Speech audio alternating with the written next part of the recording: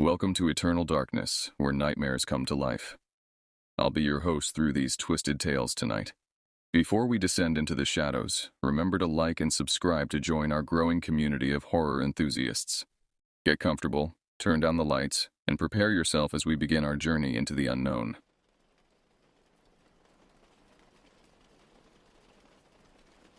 It's been 6 months since we lost Marcus. 6 months of a silence between my sister Beth and me that felt heavier and more suffocating than any grief I could process. He was the glue, the vibrant, laughing bridge between my pragmatism and her artistic chaos. With him gone, we were just two strangers sharing a history of inside jokes that no longer felt funny. That's why I booked the cabin. I thought the Ozark National Forest, with its rugged, honest wilderness, could be the neutral territory where we might find our way back to each other. I thought the quiet would be healing. I was wrong about everything. The last few miles to the cabin were a testament to the word secluded. My sedan bounced and rattled over a winding dirt road the color of rust that seemed to burrow deeper into the earth with every turn. Towering oaks and hickories formed a dense canopy overhead, swallowing the late afternoon sun and plunging us into a humid, green twilight. I gripped the steering wheel, my knuckles white, my architect's mind cataloging the remoteness, the sheer distance from anything resembling civilization. "Are we there yet?" Beth's voice was flat, devoid of its usual melodic lilt. She hadn't looked up from her sketchbook since we'd left the main highway, her pencil moving in short, angry strokes across the paper. "Almost," I said, trying to inject some cheer into my tone. The owner said to look for a hand-carved sign reading "Still Water." When we finally found it, the cabin sat in a small clearing, like a dark secret the forest was reluctant to reveal. It was smaller than the pictures had suggested, built from massive, dark logs that looked ancient. The gaps were chinked with gray, crumbling mortar that had seen too many harsh winters. It had the presence of something that had grown out of the earth rather than been built upon it. My first thought was of structural integrity. Beth's, I'm sure, was of its rustic charm. The silence hit us immediately when I turned off the engine. Not the peaceful quiet of nature, but something wrong. Something missing. Where were the bird calls? The rustle of small animals in the underbrush? Even the insects seemed to have abandoned this place. Inside, the air was thick with the smell of wood smoke and damp earth, but underneath lurked something else, something organic and unpleasant that I couldn't quite identify. A single large room served as living, dining, and sleeping space, with a stone fireplace dominating one wall. The furniture was sturdy, handmade, and worn smooth with time, but covered in a fine layer of dust that suggested abandonment. "Well, it's authentic," I said, running a hand over the rough-hewn mantel. My fingers came away grimy. Beth finally looked up from her sketchbook, her eyes, the same deep brown as Marcus's, scanning the room with new interest. "It's perfect," she whispered, though her voice carried an odd tremor. That first evening, as we unpacked our supplies and tried to settle in, the wrongness of the place became more apparent. The silence wasn't just unusual. It was absolute. No cricket songs, no owl hoots, no scurrying of nocturnal creatures. Even the wind seemed reluctant to stir the leaves around our clearing. "Do you notice how quiet it is?" Beth asked as we sat on the porch, nursing cups of lukewarm coffee from the thermos I'd brought. "It's peaceful," I replied, but my voice sounded too loud in the oppressive stillness. "No, it's not peaceful. It's empty." She was right. It felt as though we were the only living things for miles, sitting in a void where nature had simply given up. The sensation raised goosebumps along my arms despite the warm evening air. That night, I lay on the narrow bunk bed listening to Beth's restless tossing in the bed across the room. The silence pressed against the cabin walls like a living thing, so complete it felt hostile. When I finally drifted off, my dreams were filled with images of Marcus falling, always falling, while I reached out helplessly from above. Morning brought no relief from the unnatural quiet, but at least daylight made it seem less menacing. We decided to explore the immediate area, following a worn trail that led from our clearing deeper into the forest. The path was well maintained, clearly used regularly, but we encountered no other hikers. "Look at this," Beth called, crouching beside a large oak tree about a quarter-mile from the cabin. She was examining something carved into the bark. Not initials or hearts, but strange symbols that looked deliberate yet meaningless. They were fresh, the exposed wood still pale and raw. "Probably just kids messing around," I said, but the symbols made me uncomfortable. They had an organized quality that suggested purpose rather than random vandalism. As we continued our hike, we found more trees marked with similar carvings. Always the same symbols, always at the same height, always facing the trail. Someone was marking territory, creating a pattern that led deeper into the woods. "We should turn back," I said, when we reached a bend where the trail split into 3 directions, each path marked with one of the carved symbols. "Just a little further," Beth pleaded. "I want to see where this leads." But something in my gut, some primal survival instinct, screamed warnings. The deeper we went, the more wrong everything felt. The trees here seemed stunted, their branches twisted into unnatural shapes. The ground was soft and spongy underfoot, and that unpleasant organic smell from the cabin grew stronger. We turned back, but I couldn't shake the feeling that we were being watched. Several times I spun around, certain I'd glimpsed movement in my peripheral vision, but saw only empty trail behind us. That evening, the silence felt different, more deliberate. As if something was actively suppressing all sound in our area, creating a bubble of unnaturally dead air around our clearing. The scraping started on our second night. We were sitting on the porch again, both of us reluctant to go inside despite our exhaustion from the day's hiking. The silence had become so oppressive that even our whispered conversations felt like violations. Then we heard it. A slow, rhythmic scraping sound coming from the edge of the woods. Scrape. Pause. Scrape. Pause. Like something heavy being dragged across rough ground. "What is that?"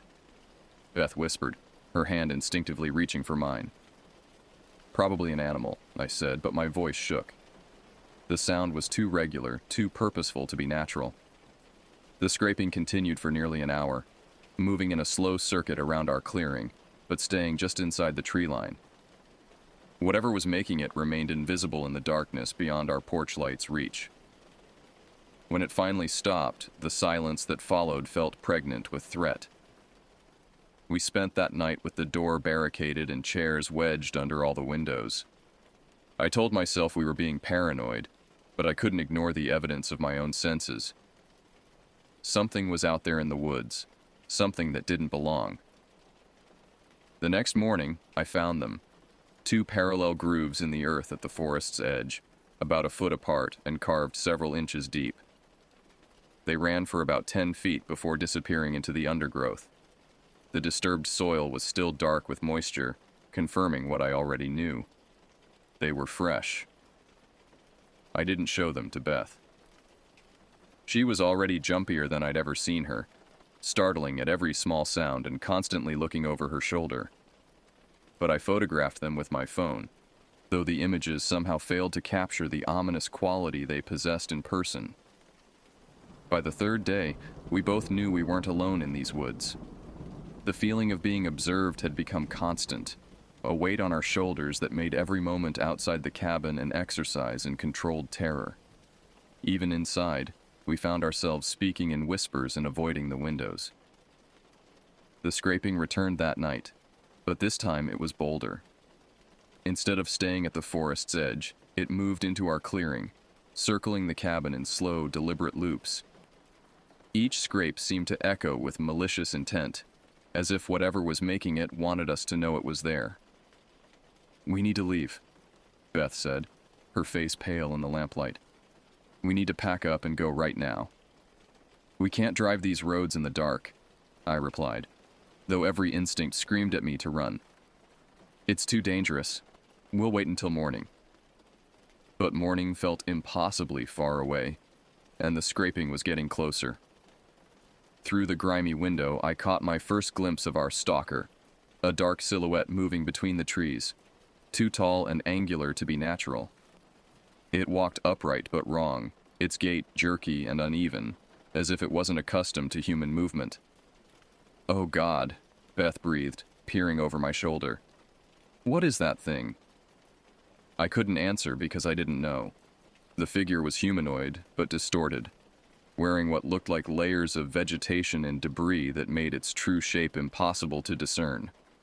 But it was clearly watching us, clearly intelligent, and clearly not friendly. The scraping stopped directly outside our front door. For several heart-stopping minutes, complete silence reigned. Then came a new sound, a slow, deliberate scratching at the door itself, as if something was testing its strength. We huddled in the cabin's back corner, as far from the door as possible, listening to the methodical scratching that continued for hours. Whatever was outside wasn't trying to break in quickly. It was testing every inch of our defenses, looking for weaknesses with the patience of a predator that knew its prey was trapped. "The car keys," I whispered, remembering they were on the hook by the front door. In my panic, I'd overlooked the most important detail. We couldn't escape without them. The scratching stopped.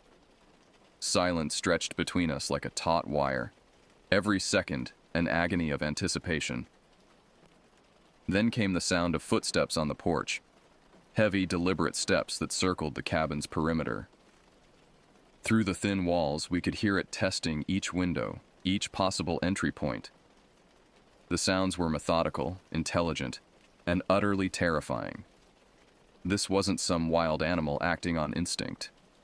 This was something that could think, plan, and wait. "The back window," Beth whispered, pointing to the small kitchen window that faced away from our stalker's current position. "We could get out that way." But even as she said it, we heard the footsteps moving in that direction. Our watcher was thorough, missing nothing in its reconnaissance. We were truly trapped, sitting ducks waiting for our tormentor to decide the game was over. The scratching at the front door resumed, more aggressive now. The sound of splintering wood joined the cacophony, and we realized with growing horror that our barrier was failing. Whatever was outside had found tools, or claws, sharp enough to carve through solid oak. When the front door finally gave way with a tremendous crack, we were already moving. I'd spotted an old hunting rifle mounted above the fireplace and managed to get it down, though I had no idea if it was loaded or even functional. The weight of it in my hands was reassuring, but I knew it was probably our last line of defense against something I still couldn't fully comprehend. "The back window," I hissed, and Beth was already there, wrestling with the swollen frame. It opened with a shriek of protesting wood, just as we heard heavy footsteps entering the main room behind us. Beth went through first, and I followed, the rifle clutched awkwardly in my hands. We hit the ground running, crashing through the underbrush with no regard for stealth. Behind us, I could hear movement in the cabin, the sound of furniture being overturned and our belongings scattered.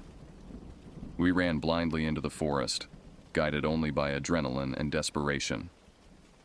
The darkness was absolute beneath the canopy, and every step was a potential disaster. Branches whipped at our faces, roots caught our feet, and the uneven ground threatened to send us tumbling with every stride. But we didn't dare stop. Behind us, the sounds of pursuit were clear, heavy footsteps crashing through the undergrowth, gaining ground with terrifying speed. Our stalker was done with games. Now it was hunting in earnest. "The trail," Beth gasped, pointing ahead to where the hiking path was just visible as a slightly lighter ribbon through the darkness. "The fire tower." I remembered seeing it on the park map, an old observation tower about 3 miles deeper into the forest. It was our only hope, the only high ground where we might find safety or at least get cell phone reception to call for help. We hit the trail running, our feet pounding on the packed earth. The pursuit sounds faded slightly behind us, but I didn't dare hope we'd lost our hunter. This thing, whatever it was knew these woods far better than we did. The tower appeared like salvation against the pre-dawn sky, a skeletal structure of rusted metal rising above the tree line. The fence around its base had long since collapsed, leaving us a clear path to the spiral staircase that wound upward into the darkness. We climbed without stopping, our legs burning and lungs screaming for air. The metal steps groaned under our weight, slick with dew and treacherous in the darkness. I didn't look down. Couldn't afford to think about the growing distance between us and the ground. The observation cabin at the top was small but secure, with windows on all sides and only one way up. We collapsed inside, gasping and shaking, finally allowing ourselves to believe we might survive this nightmare. From our vantage point, we watched the sunrise paint the forest in shades of gold and green. With the light came sound, real sound, natural sound. Birds began their morning songs, insects hummed to life, and the forest awakened from whatever spell had held it in unnatural silence. "Look," Beth whispered, pointing down at the base of the tower. A figure stood at the edge of the clearing, still as a statue. From this height, I could see it more clearly. A person wrapped in vegetation and debris, camouflaged to blend perfectly with the forest floor. But it was definitely human, definitely real, and definitely watching us with an intelligence that made my skin crawl. We stayed in the tower until the sun was high overhead, taking turns keeping watch while the other rested. Eventually, the figure below simply melted back into the forest, disappearing as if it had never been there at all. The hike out was a nightmare of paranoia and exhaustion. Every shadow could hide our stalker, every sound might herald another attack. But we made it to the main road, where a park ranger found us and gave us a ride back to civilization. We told him we'd been chased by someone, possibly a disturbed individual living rough in the woods. He listened with professional skepticism and promised to investigate, but I doubt he ever did. The forest keeps its secrets, and some truths are too strange for official reports. Months have passed now. Beth and I talk regularly again, bound together by shared terror and survival. She's creating art inspired by our experience. Dark, twisted sculptures that capture the fear we felt in those woods. I've thrown myself into my work, finding comfort in the solid predictability of concrete and steel. But sometimes, in the quiet moments when the city grows still, I remember that absolute silence in the Ozarks. I think about the figure watching from the forest edge, and I wonder if it's still out there, waiting in the darkness between the trees. We survived, but we were changed. And deep down, I know that whatever hunts in those ancient woods is still there, patient as stone, waiting for the next visitors to discover that some places are meant to remain empty. The memories fade, but they never disappear completely. And sometimes, when I'm alone, and the world grows too quiet, I can still feel those eyes watching from the darkness, reminding me that we escaped something far worse than we ever understood.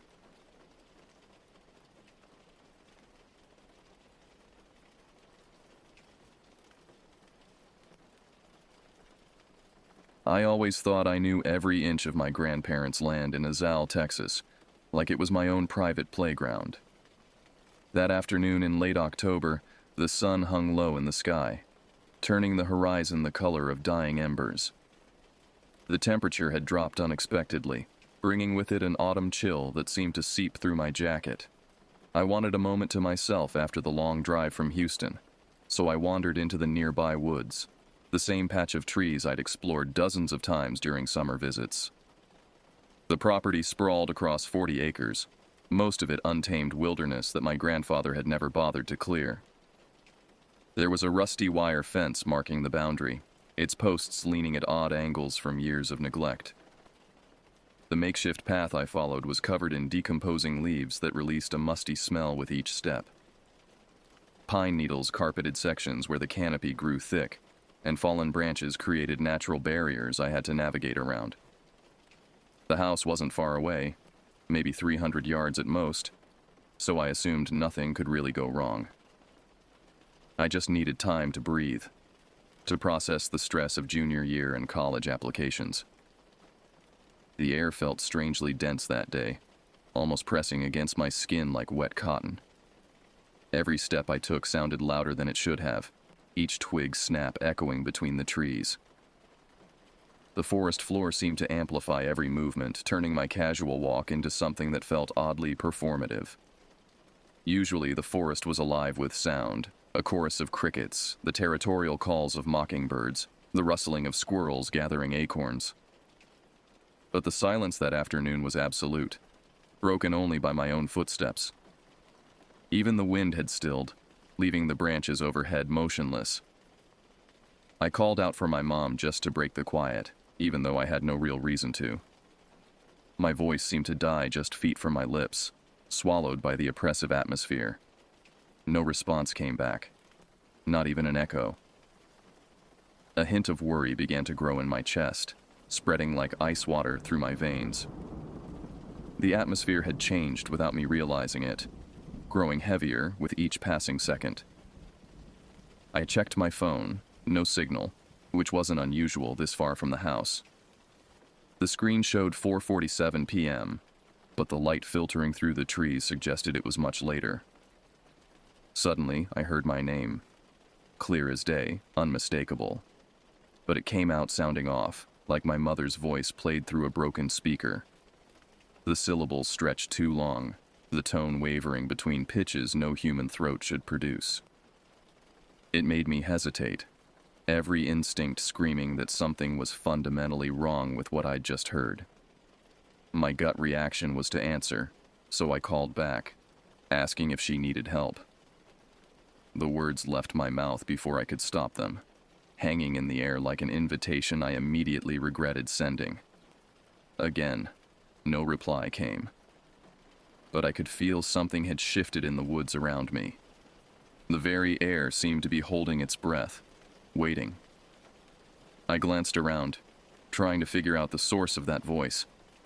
The trees stood like dark pillars, their bark appearing almost black in the fading light.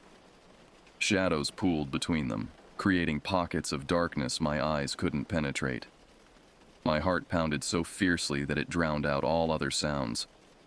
In my head, I was running over all the reasons why my mom might be in the woods, but none of them made any sense. She'd been in the kitchen when I left, preparing dinner with my grandmother. She had no reason to follow me out here.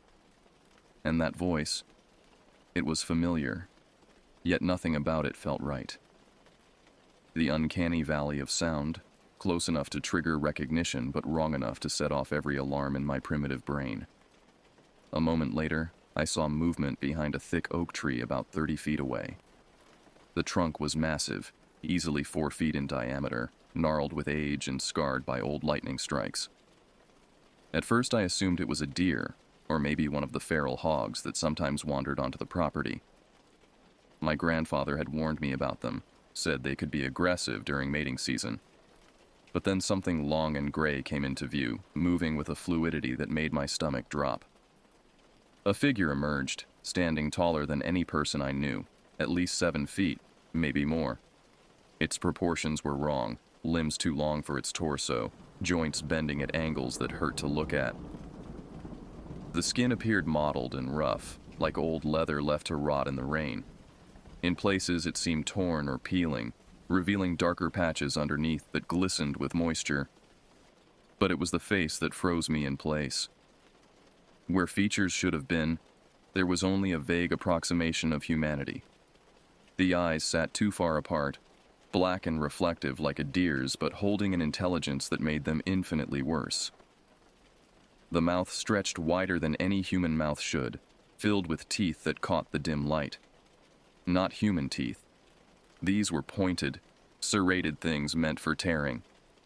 Its teeth were sharp enough to catch the light in a way that made my stomach lurch. Row after row of them, far more than any mouth should hold. When it noticed me watching, the mouth stretched wider in what might have been a smile. The expression was so fundamentally wrong that my brain struggled to process it. I stayed frozen, my breath catching in my throat. Every nerve in my body screamed at me to run, yet my legs felt like concrete pillars rooted to the forest floor. The thing tilted its head, studying me with those two wide eyes. It shifted its weight from foot to foot, almost like it was testing how I'd react. The movement was unnaturally smooth, more like flowing water than walking. That subtle movement was all the signal I needed. Whatever spell had frozen me shattered, and my legs finally listened. I spun around and sprinted as fast as I could back toward the house, crashing through brush that tore at my clothes. Branches whipped across my face, leaving stinging welts I wouldn't notice until later. Behind me, I heard movement. Not footsteps exactly, but a rushing sound like wind through leaves. It was keeping pace with me effortlessly, and I knew with terrifying certainty that it could catch me whenever it wanted. This chase was sport, not necessity. The woods felt darker now, as if the thing's presence was draining light from the world. The path I'd followed seemed to have vanished, leaving me to stumble through undergrowth that caught at my ankles. Thorns ripped through my jeans, drawing blood.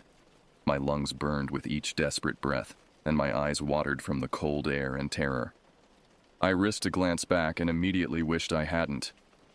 The thing was closer now, moving between the trees with impossible grace.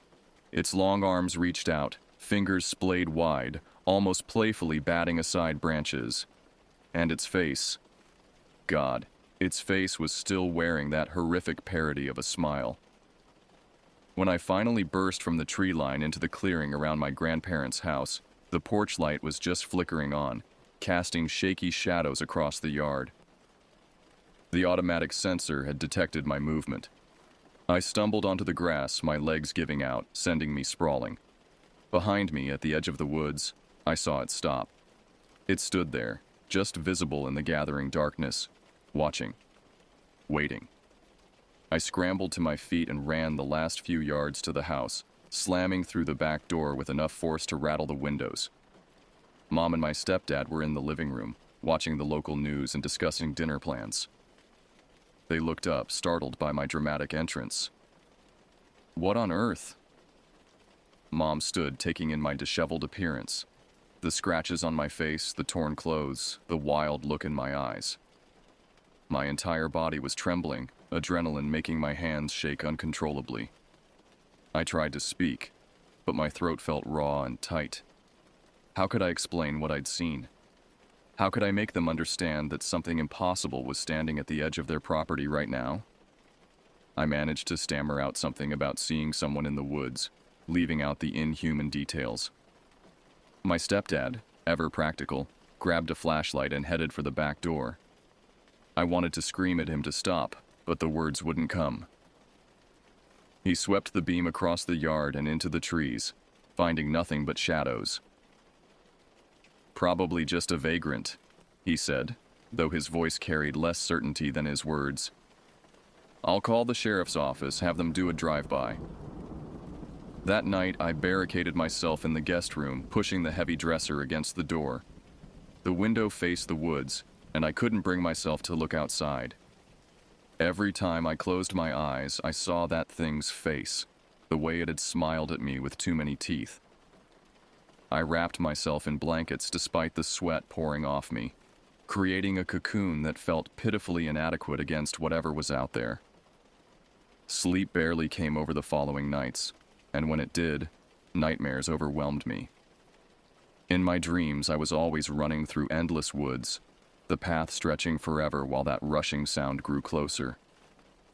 Sometimes I'd wake to find myself standing at the window, staring out at the tree line with no memory of getting out of bed. By morning, I was exhausted. My mom noticed the dark circles under my eyes, the way I flinched at sudden movements. She asked if I was feeling sick, but I just shook my head and mumbled something about not sleeping well. The truth felt too big, too insane to voice in the daylight. She didn't press, but I noticed her concerned glances throughout breakfast. My grandmother made her famous buttermilk pancakes, but they tasted like ash in my mouth. Every bite was a struggle. Part of me wanted to tell them everything, but words seemed too small for something so monumentally wrong. I worried they'd think I was having a breakdown, or worse, that they'd believe me and still not know how to help. The days that followed only deepened my dread. I couldn't set foot outside without scanning every shadow, every space between trees. The familiar property had become a minefield of potential hiding spots. Sometimes I'd walk the perimeter of the house trying to convince myself I was just paranoid. But then I'd notice things. Footprints in the dirt too large to be human. Claw marks on tree bark that hadn't been there before. I started hearing faint echoes of footsteps that never matched mine, always a beat off from my own rhythm. Late at night, the yard took on an unnatural quality. Even the insects fell silent, as if they too sensed the wrongness that had invaded this place. My grandparents' dog, an old bloodhound named Moses who usually barked at everything, stayed pressed against the house, whimpering softly whenever we tried to coax him outside after dark. Desperate for answers, I turned to my grandfather. He'd lived on this land for 60 years. Surely he'd seen or heard something that could explain what I'd encountered. I found him in his workshop, carefully restoring an antique clock, his weathered hands steady despite their age. He was usually the first to dismiss ghost stories and superstitions, a practical man who believed in what he could see and touch. But when I carefully brought up the subject of strange sightings in the woods, he paused. The tiny screwdriver in his hand trembled slightly before he set it down. I saw a flicker in his expression, a shadow passing over his features like a cloud across the sun. He was quiet for a long moment, then spoke without meeting my eyes. "Some things are best left alone," he said quietly. "This land, it's old, older than our ownership of it. The Caddo people who lived here before, they had stories, warnings." He wouldn't elaborate, only advised me not to wander too far into the woods, especially near dusk. "Stay close to the house," he said, finally looking at me with eyes that held decades of carefully buried fear. "And if you hear your name called from the trees, don't answer, never answer." It was a short conversation, but it left me reeling. His reaction, that single moment of naked fear in his eyes, confirmed what I'd been trying to deny. I'd crossed paths with something that shouldn't exist, something that had been here long before my grandparents built their home on this cursed ground. That night, pressed against my bedroom door, I heard it again. My name, called in my mother's voice, but wrong. Always wrong. The sound drifted through the walls like smoke, seeming to come from everywhere and nowhere at once. I pressed my hands over my ears, but the sound was inside my head now, echoing in the spaces between thoughts. The encounter changed everything. Even after I returned home to Houston, the memory followed me. I'd catch glimpses of two tall shadows in my peripheral vision, hear my name whispered in empty rooms. The thing from the woods had marked me somehow, left an invisible scar that ached whenever I was alone. I researched obsessively, finding fragments of local legends about things that wore familiar faces, creatures that could mimic the voices of loved ones to lure victims into the darkness. The Caddo people had indeed lived in that area, and their oral histories spoke of spirits that fed on fear, entities that existed in the spaces between what we know and what we refuse to acknowledge. My grades suffered. Friends noticed I'd become jumpy, always checking shadows, always listening for sounds that shouldn't be there. I couldn't explain that I was waiting for that thing to find me again, that I knew with terrible certainty it wasn't confined to those Texas woods. It had tasted my fear and found it sweet. The next time we visited my grandparents, I refused to leave the house after sunset. Even in daylight, I stayed clear of the tree line. But I could feel it out there, patient and eternal, waiting for me to forget, to let my guard down. Sometimes, standing at the kitchen window, I'd see branches move without wind, shadows that lingered too long before dissolving. My grandfather never spoke of it again, but I caught him watching the woods with the same wariness I felt. We had become sentinels, guarding against something we couldn't name or fully understand. The property that had once been a refuge had transformed into a prison, each of us trapped by the knowledge that something inhuman shared our space. Years later, I still dream about that encounter. In the quiet hours before dawn, I sometimes hear my name called in voices I love, but know aren't real.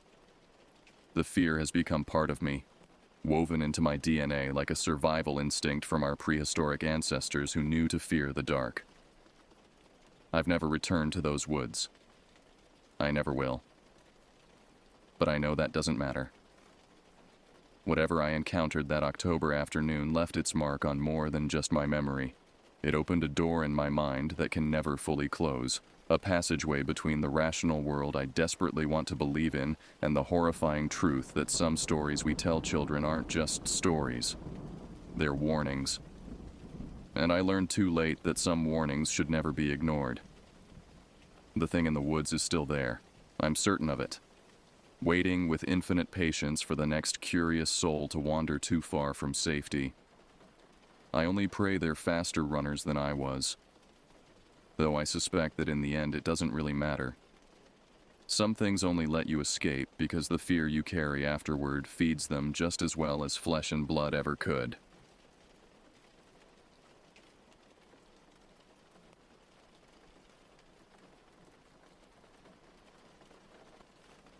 My name is James Jones, and I'm 63 years old now, but the events I'm about to recount happened to me on October 14th, 1995, when I was 34. It was a crisp autumn day, the kind that makes you think of pumpkin pies and warm sweaters. I had just loaded up my RV, a weathered but reliable 1985 Winnebago Chieftain, with enough supplies to last a week in the wilderness. The plan was simple. Escape the daily grind of my job as a mechanic in the small town of Millville, Pennsylvania, and lose myself in the vast expanse of the Allegheny National Forest. I've always been the kind of guy who enjoys solitude. Don't get me wrong, I like people well enough, but there's something about being alone in nature that just recharges my batteries. Maybe it's the quiet, or the way the trees seem to whisper secrets if you listen closely enough. Whatever it is, I've been drawn to it for as long as I can remember. This trip, however, was going to be a little different. For the first time in years, I wasn't going alone. My old high school buddy, Danny Brooks, was coming along. We hadn't spent much time together since our school days, but when I mentioned my plans for a camping trip, his eyes lit up like a kid on Christmas morning. "Count me in, Jimmy," he'd said, slapping me on the back. I could use a break from the wife and kids. Danny was a good guy, always had been.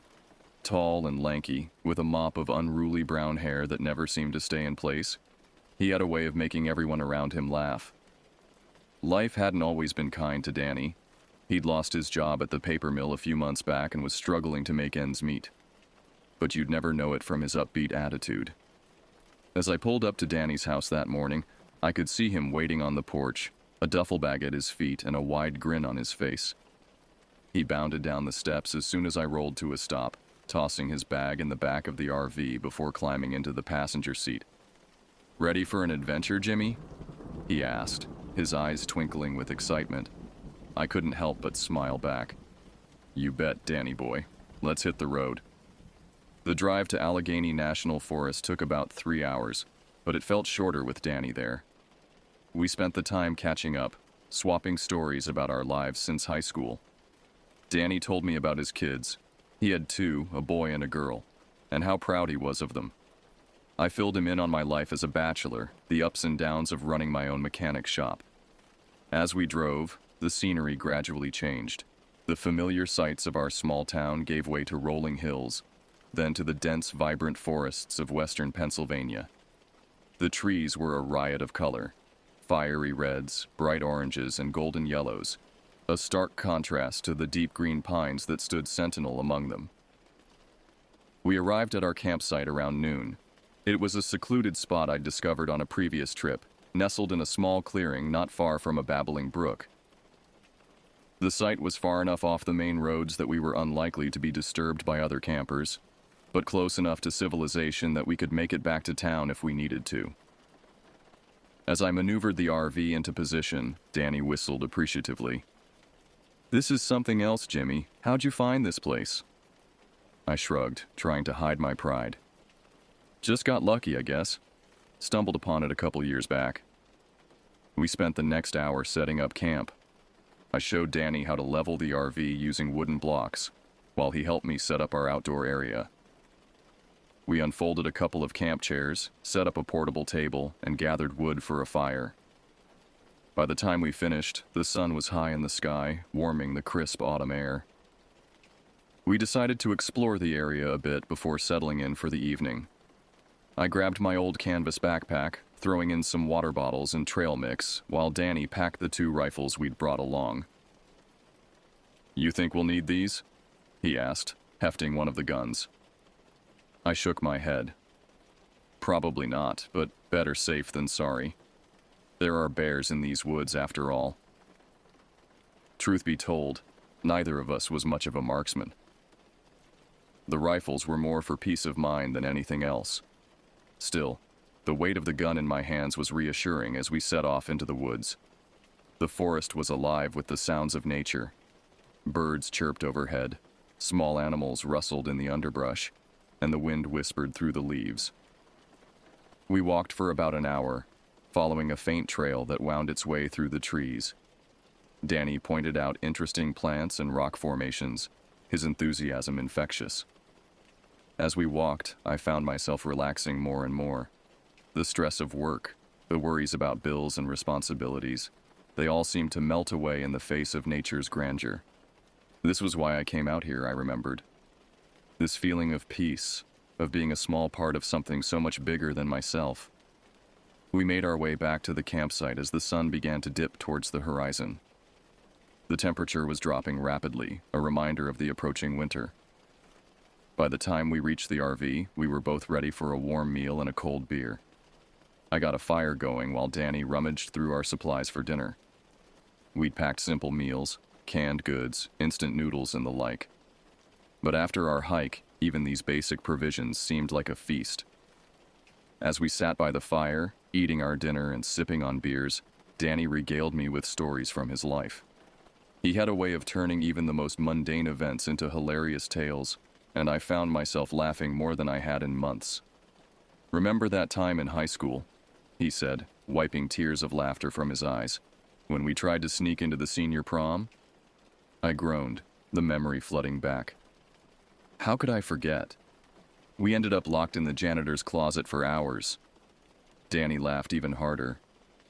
And when they finally found us, we were covered in cleaning supplies and reeking of bleach. We continued like this for hours, reminiscing about old times and sharing new stories. The fire crackled merrily, casting dancing shadows across the clearing. The stars came out, more numerous and brilliant than I'd ever seen in town. It was close to midnight when we heard it for the first time. Danny was in the middle of telling a story about a particularly disastrous high school dance when a strange noise echoed through the forest. It was unlike anything I'd ever heard before. A high-pitched wail followed by a series of rapid clicks. We both fell silent, listening intently. The noise came again, seemingly closer this time. "Did you hear that?" Danny asked, his voice low and tense. I nodded, my eyes scanning the darkness beyond our campfire. "Yeah, I heard it. Probably just some animal. These woods are full of critters." But even as I said it, I felt a chill run down my spine. Whatever had made that noise, it didn't sound like any animal I was familiar with. We tried to shrug it off, returning to our conversation, but I could tell Danny was spooked. His laugh was a little too loud, his jokes a little too forced. I wasn't feeling much better myself. Every rustle in the undergrowth, every snap of a twig, made us both jump. Finally, around 1 a.m., we decided to call it a night. We doused the fire and retreated to the relative safety of the RV, each of us taking a bunk. As I lay there in the darkness, listening to Danny's breathing slowly even out as he fell asleep, I couldn't shake the feeling that something out there in the woods was watching us. It took me a long time to fall asleep that night, and when I finally did, my dreams were filled with strange, shadowy creatures and eerie, echoing cries. I woke the next morning to the sound of birds chirping and sunlight streaming through the RV's small windows. For a moment, I was disoriented, the unfamiliar surroundings confusing my sleep-addled brain. Then the events of the previous day came flooding back, and I remembered where I was. I sat up, rubbing the sleep from my eyes, and looked over at Danny's bunk. He was still fast asleep, snoring softly, one arm dangling over the edge of the bed. I chuckled to myself. Some things never change. Danny had always been a heavy sleeper, even back in high school. Quietly, so as not to wake him, I slipped out of bed and made my way to the small kitchenette. I put on a pot of coffee, the familiar routine helping to shake off the last vestiges of sleep. As the coffee brewed, filling the RV with its rich aroma, I stepped outside to take in the morning. The clearing was bathed in the soft golden light of early morning. Dew sparkled on the grass and leaves, and a light mist hung in the air, giving everything a dreamlike quality. The strange noises from the night before seemed distant and unreal in the clear light of day. I took a deep breath, filling my lungs with the crisp, pine-scented air. This was why I loved camping. Moments like these, when the world seemed new and full of possibility. The sound of movement from inside the RV told me Danny was finally stirring. A few minutes later, he emerged, bleary-eyed and yawning. "Morning, sunshine," I said, grinning at his disheveled appearance. He grunted in response, making a beeline for the coffee pot. It wasn't until he'd downed half a cup that he seemed capable of forming words. "Sleep well?" I asked, pouring myself a second cup. Danny shrugged. "Well enough, I guess. Had some weird dreams, though. Something about strange noises in the woods." I hesitated, wondering if I should mention the sounds we'd heard the night before. In the light of day, it seemed silly to have been so spooked by what was probably just some unfamiliar animal. In the end, I decided to let it go. "So, what's the plan for today?" Danny asked, seeming more awake now that he had some caffeine in his system. I pulled out a well-worn map of the area, spreading it out on the small table outside the RV. "Well, I was thinking we could check out this old fire tower," I said, pointing to a spot on the map. "It's about a 2-mile hike from here. Should give us a great view of the surrounding area." Danny's eyes lit up with interest. "A fire tower? Like one of those old lookout posts?" I nodded. "Exactly. It's been abandoned for years, but I've heard it's still standing. Thought it might be worth checking out." "Sounds great," Danny said, his earlier lethargy completely gone now. "When do we leave?" We spent the next hour getting ready for the hike. I packed a small backpack with water, some trail mix, and a first aid kit, while Danny insisted on bringing one of the rifles, just in case. I didn't argue. After the strange noises last night, I had to admit the idea of having some protection was comforting. We set out around 9 a.m., the morning still cool enough to make the hike pleasant. The trail to the fire tower wasn't marked on any official maps, but I'd heard about it from other campers on previous trips. It was more of a game trail than anything else, winding its way through the dense forest. As we hiked, Danny kept up a steady stream of chatter, pointing out interesting plants and rock formations. His enthusiasm was infectious, and I found myself seeing the forest through new eyes. We spotted a family of deer at one point, watching in awed silence as they gracefully picked their way through the underbrush. The hike was mostly uphill, and by the time we caught our first glimpse of the fire tower, we were both breathing heavily. It rose above the treetops, a skeletal structure of weathered wood and rusted metal. Even from a distance, it looked precarious, like a strong wind might topple it at any moment. "You sure that thing is safe?" Danny asked, eyeing the tower skeptically. I shrugged. Only one way to find out. As we got closer, the true state of the tower became apparent.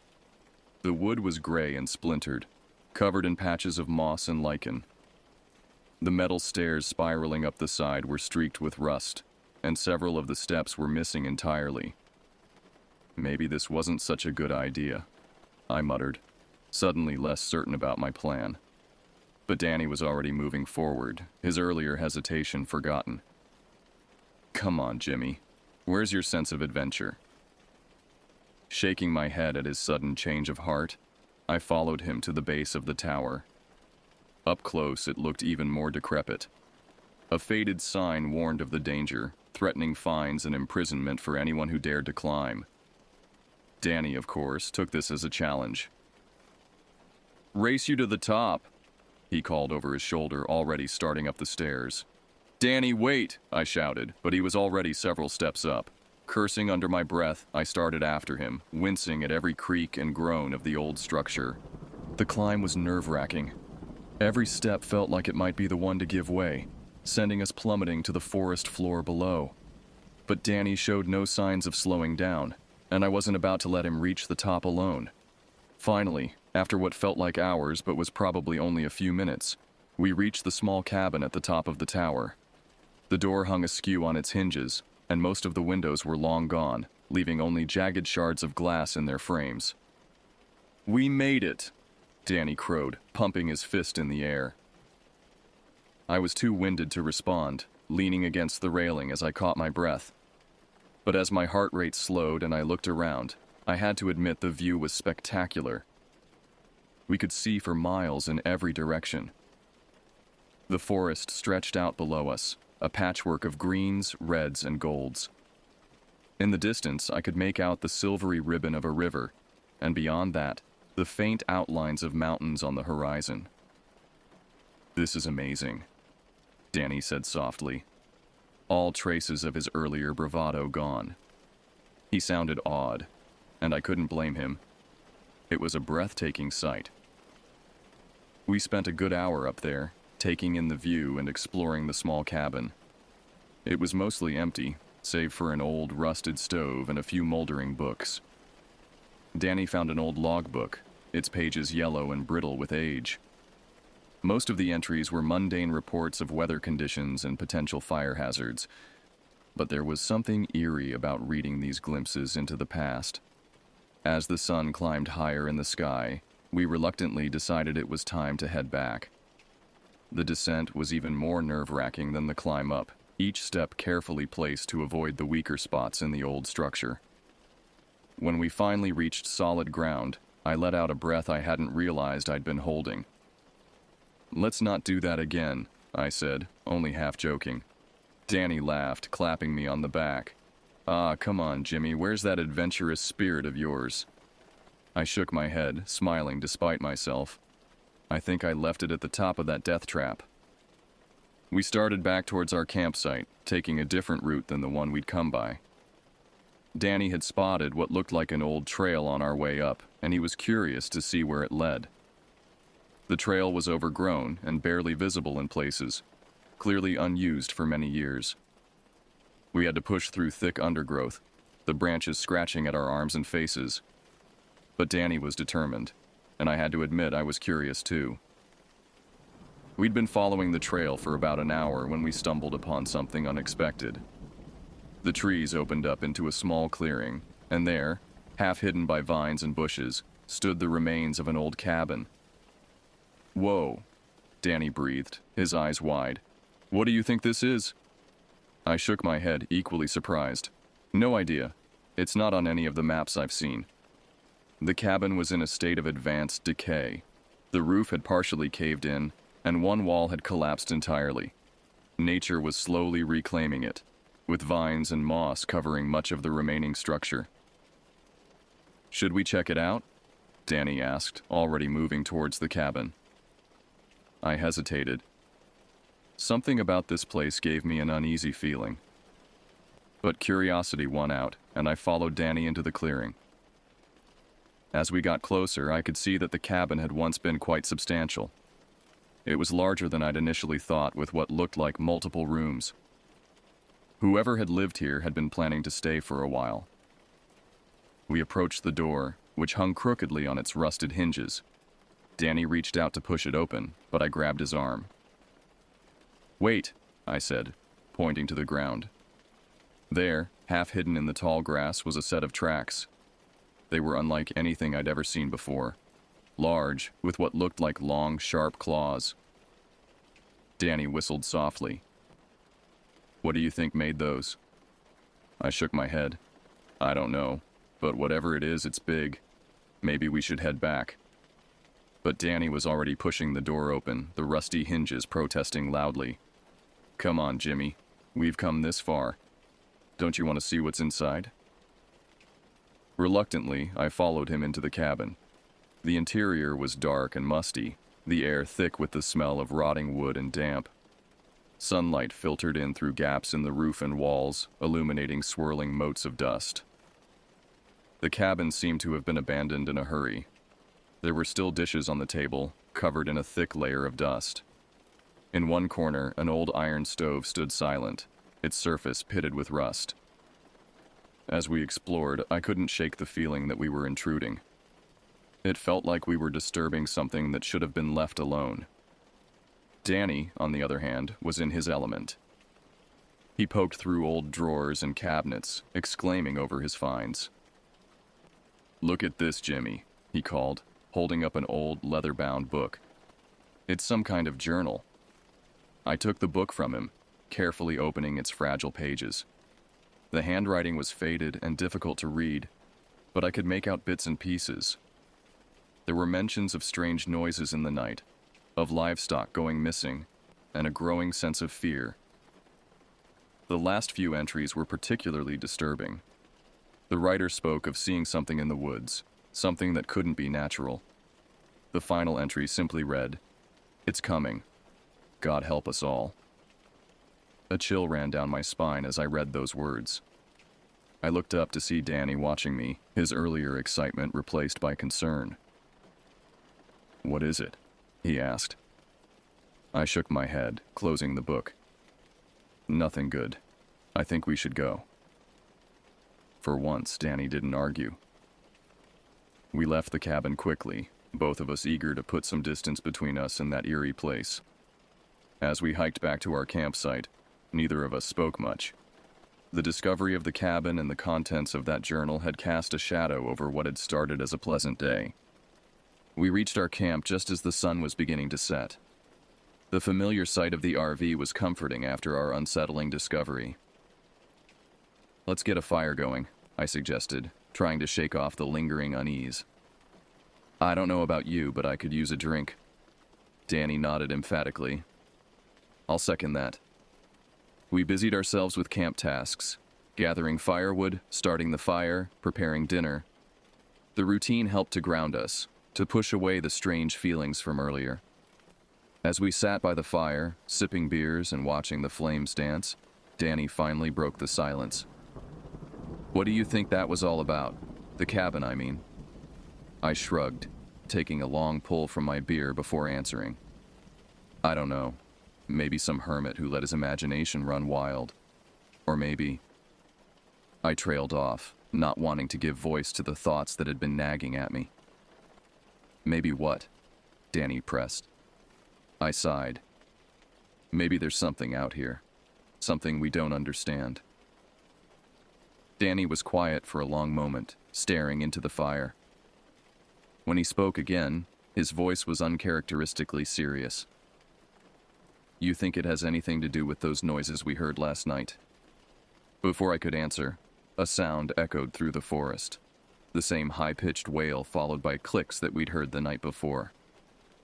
Only this time, it was much closer. We both jumped to our feet, peering into the darkness beyond our campfire. The woods seemed to have gone eerily silent, as if every creature was holding its breath. "What the hell is that?" Danny whispered, his voice shaky. I shook my head, my heart pounding in my chest. "I don't know, but let's get inside the RV, now." We quickly doused the fire and retreated to the relative safety of the RV, making sure all the doors and windows were locked. As we sat in the darkness, straining our ears for any sound, I couldn't help but think about the journal we'd found. "It's coming," the final entry had said. I wondered, with a growing sense of dread, if we were about to find out what it was. Sleep didn't come easily that night. Every creak of the RV, every rustle of leaves outside had us on edge. We'd brought the rifles inside with us, keeping them close at hand. Not that I really thought they'd do much good against whatever was out there, but their presence was reassuring nonetheless. I must have dozed off at some point because I woke with a start to the sound of something scratching at the side of the RV. The noise was faint but unmistakable, long, slow scrapes that sent shivers down my spine. I looked over at Danny's bunk. He was sitting up, his eyes wide in the darkness. He'd heard it too. We sat in tense silence, barely breathing, as the scratching continued. It moved slowly around the RV, as if whatever was out there was testing for weaknesses, looking for a way in. Then suddenly, it stopped. The silence that followed was almost worse than the noise had been. We waited, hearts pounding, for what felt like hours but was probably only a few minutes. Just when I thought it might be over, there was a new sound. A low, rumbling growl that seemed to vibrate through the very walls of the RV. It was followed by a thud against the side, hard enough to rock the entire vehicle. Danny let out a strangled yelp, quickly muffled by his own hand. I gestured frantically for him to be quiet, though I'm not sure why. Whatever was out there already knew we were here. The attack, if that's what it was, continued for what seemed like an eternity. The creature, and I was certain now that it was some kind of animal, though unlike any I'd ever encountered, alternated between scratching, growling, and throwing itself against the RV. At one point, it managed to crack one of the windows. A long, dark claw appeared in the gap, scrabbling at the edges as if trying to widen the opening. The sight of that claw, unnaturally large and wickedly sharp, nearly broke me. I wanted to scream, to run, to do something, but fear had me paralyzed. It was Danny who finally acted. Moving with a swiftness I wouldn't have thought possible in the cramped confines of the RV, he grabbed one of the rifles and fired a shot through the cracked window. The report of the gun was deafening in the enclosed space. My ears rang, and for a moment, all I could hear was a high-pitched whine. Then gradually other sounds filtered in. The creature's roar of pain or rage, the sound of breaking branches as it crashed away through the forest, Danny's ragged breathing. Did you hit it?" I managed to ask, my own voice sounding strange and distant. Danny shook his head, the rifle still clutched tightly in his hands. "I don't know. I had to do something." We stayed awake for the rest of the night, jumping at every sound, half expecting the creature to return at any moment. But the woods remained quiet, save for the normal sounds of nocturnal animals going about their business. As the first light of dawn began to filter through the trees, we finally relaxed slightly. Whatever had attacked us seemed to be gone, at least for now. We emerged from the RV cautiously, rifles at the ready. The morning was crisp and clear, with no sign of the terror we'd experienced during the night. But the evidence was there for anyone to see. Deep scratches in the metal siding of the RV, the cracked window, and most disturbingly, a set of enormous clawed footprints in the soft earth around our campsite. "Jesus," Danny breathed, crouching down to examine one of the prints. What the hell could have made these? I shook my head, at a loss for words. The print was easily twice the size of my hand, with long, curved claw marks extending from each toe. It looked almost like a bear track, but much, much larger and shaped all wrong. "We need to get out of here," I said, my voice sounding calmer than I felt. "Whatever that thing is, it could come back." Danny nodded, his usual joking manner nowhere to be seen. Yeah, let's go." We packed up camp in record time, not bothering with our usual care. Everything was thrown haphazardly into the RV, our only goal to get on the road as quickly as possible. As I started the engine, I caught sight of something out of the corner of my eye. There, at the edge of the clearing, half hidden by the underbrush, was a shape. It was only there for a moment before it melted back into the forest. But that glimpse was enough to freeze the blood in my veins. It was tall, much taller than a man, with a hunched, powerful build. Its body was covered in dark, matted fur, and its eyes glowed with an unnatural, sickly yellow light. I gunned the engine, not even waiting for Danny to fully close the door before I was speeding down the rough forest road. In the rearview mirror, I could see those glowing eyes watching us leave, and I knew with a certainty that chilled me to my core that this wasn't over. We drove for hours, not stopping until we'd left the forest far behind. We ended up at a small diner just outside of Warren, both of us looking shell-shocked and disheveled. As we sat in a booth, clutching mugs of coffee with shaking hands, Danny finally broke the silence. "What? What do you think that was?" I shook my head, still struggling to process everything that had happened. "I don't know. I've never seen anything like it." "Do you think anyone would believe us if we told them?" I snorted, a humorless sound. "Would you, if you hadn't seen it yourself?" Danny was quiet for a moment, then shook his head. No, I wouldn't." We sat in silence for a while longer, each lost in our own thoughts. Finally, I spoke up. "We should do some research, see if anyone else has experienced anything similar in that area." Danny nodded, a determined look coming into his eyes. Yeah, we should. There's got to be some explanation for what we saw." And so began our obsession. Over the next few weeks, we spent every spare moment researching, digging through old newspaper archives, scouring internet forums for any mention of strange creatures in the Allegheny National Forest. We found more than we expected. There were old legends of a creature called the Neshoba, described as a towering fur-covered beast with glowing eyes.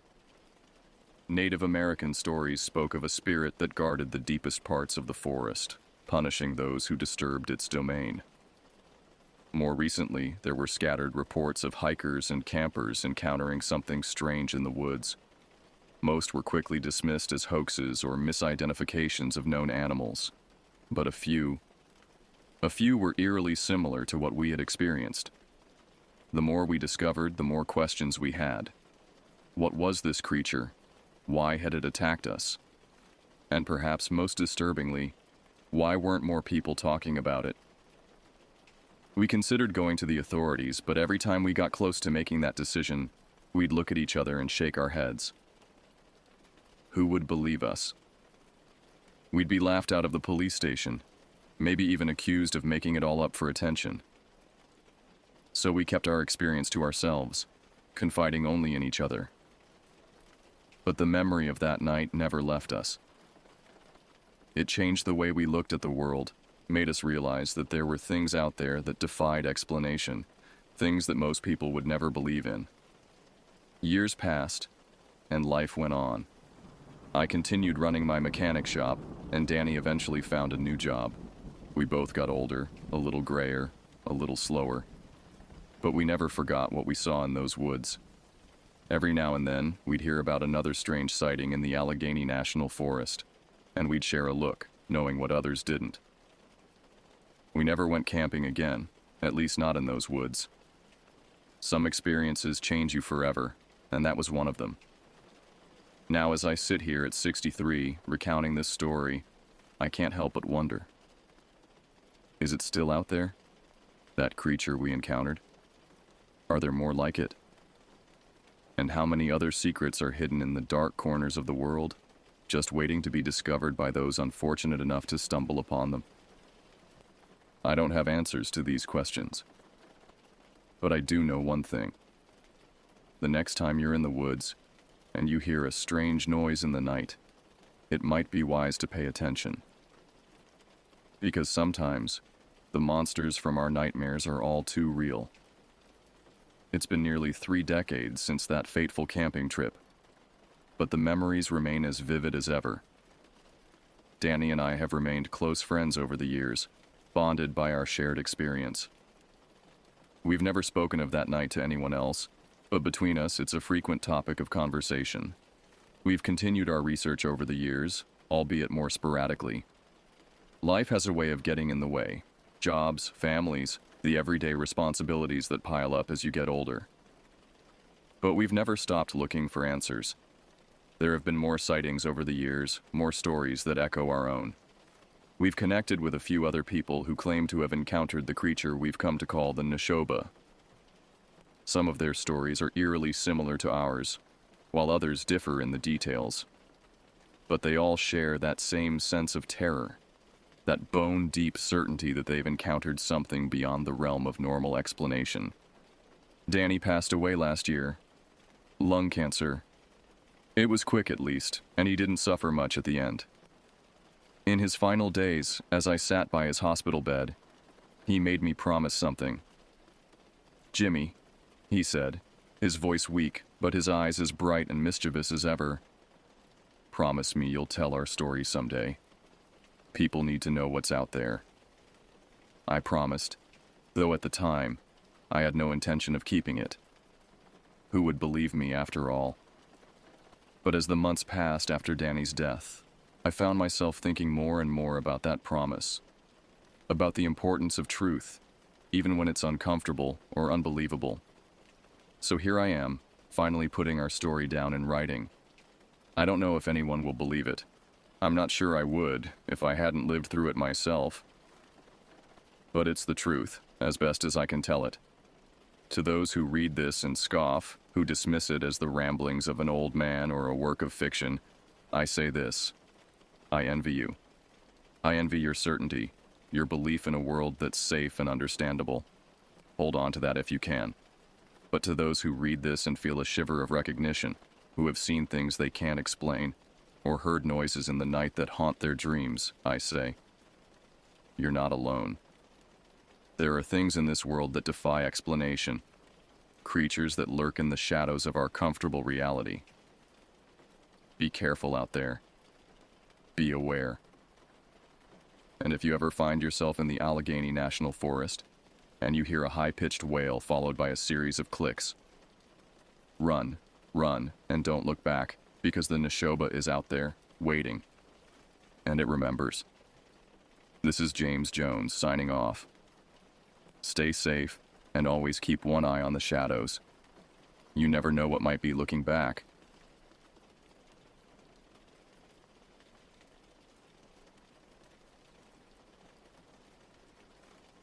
I never thought I'd be the one to tell a tale like this. My name is Jack Thornton, and I've always been a pragmatic man, more concerned with the tangible realities of life than the whispers of the supernatural. But after what happened in the dense forests of northern Minnesota, I can no longer deny that there are things in this world beyond our understanding. It all started when the pressure of my job at the steel mill in Duluth began to suffocate me. 12-hour shifts, 6 days a week, had left me feeling like a ghost of my former self. The constant clanging of machinery and the acrid smell of molten metal had seeped into my bones, leaving me desperate for an escape. That's when I remembered my old Uncle Pete's cabin up near the Boundary Waters. The cabin was a relic from a bygone era, a sturdy log structure nestled deep in the heart of the wilderness. It had been years since anyone had visited, but I figured it would be the perfect place to decompress and find my center again. I packed up my old Ford pickup with supplies for a week, tossed my canoe on top, and hit the road north. The first few days were exactly what I needed. The silence of the forest was a balm to my frayed nerves. I spent my mornings paddling across the crystal-clear lake, dropping my line into the cool waters and reeling in plump bass for dinner.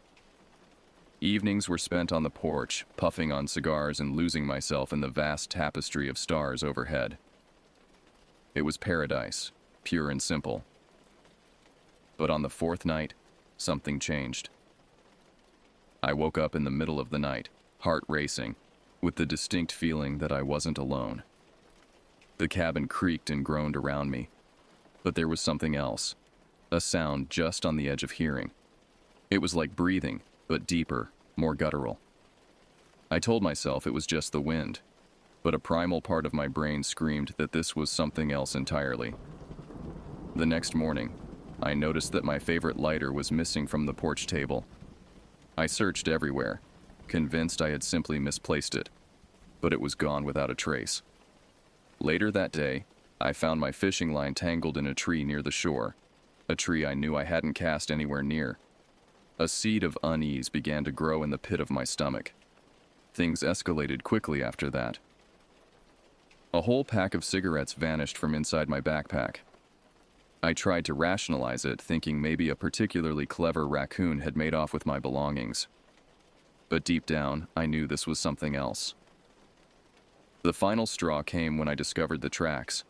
They were unlike anything I had ever seen before. Massive prints sunk deep into the soft earth near the tree line, easily twice the size of my own foot. But it wasn't just their size that sent a chill down my spine. It was their shape. The toes were long and gnarled, looking more like twisted human fingers than any animal paw I'd ever encountered. That night, the sounds outside the cabin intensified. Heavy, rasping breaths circled the structure, punctuated by the snapping of twigs and the rustle of something large moving through the underbrush. I huddled in my bed, clutching my hunting rifle, every muscle tense as I strained to track the movements of whatever was out there.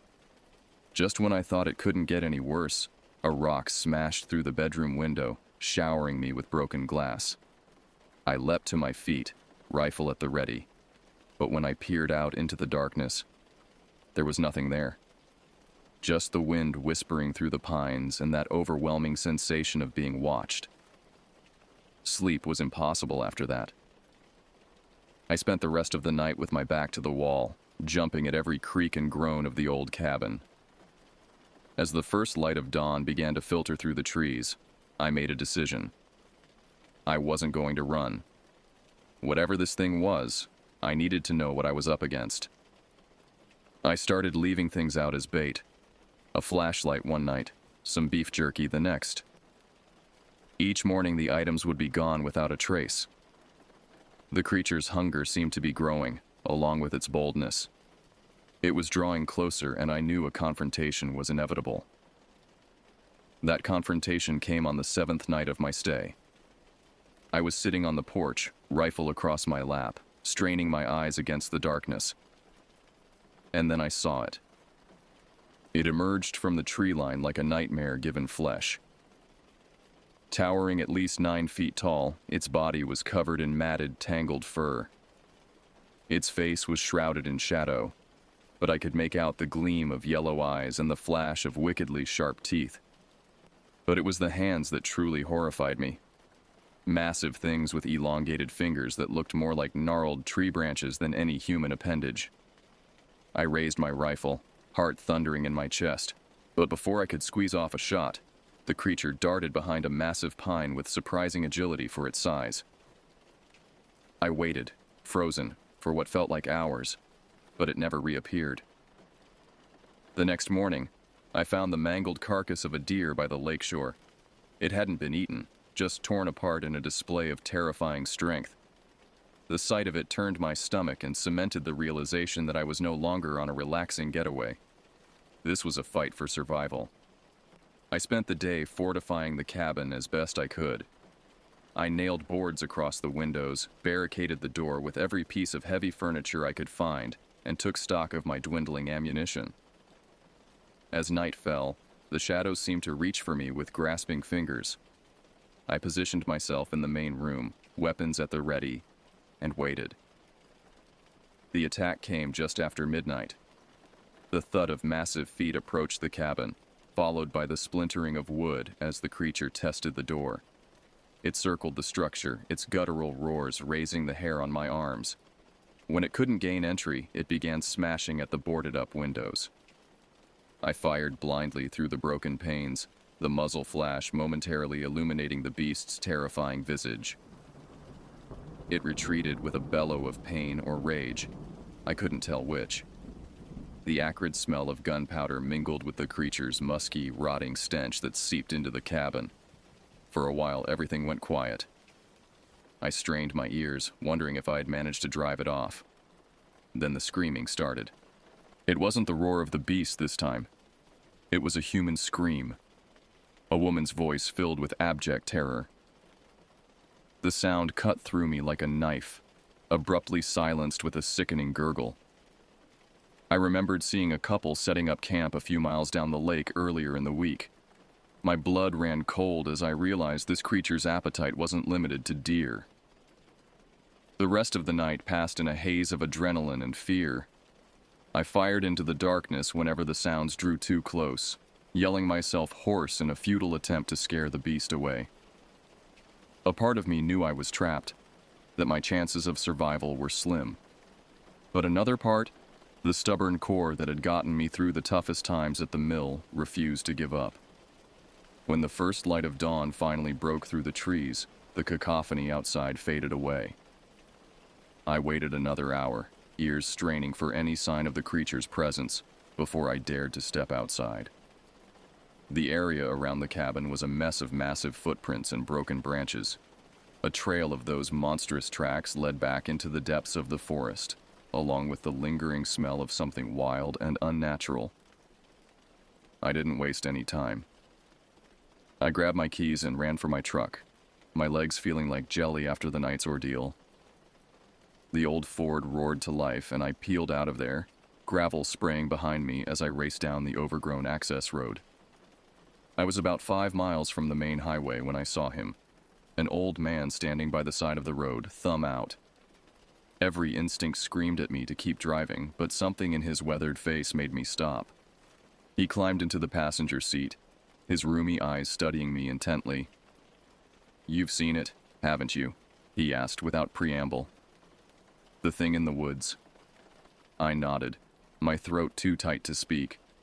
The old man sighed, a sound heavy with resignation.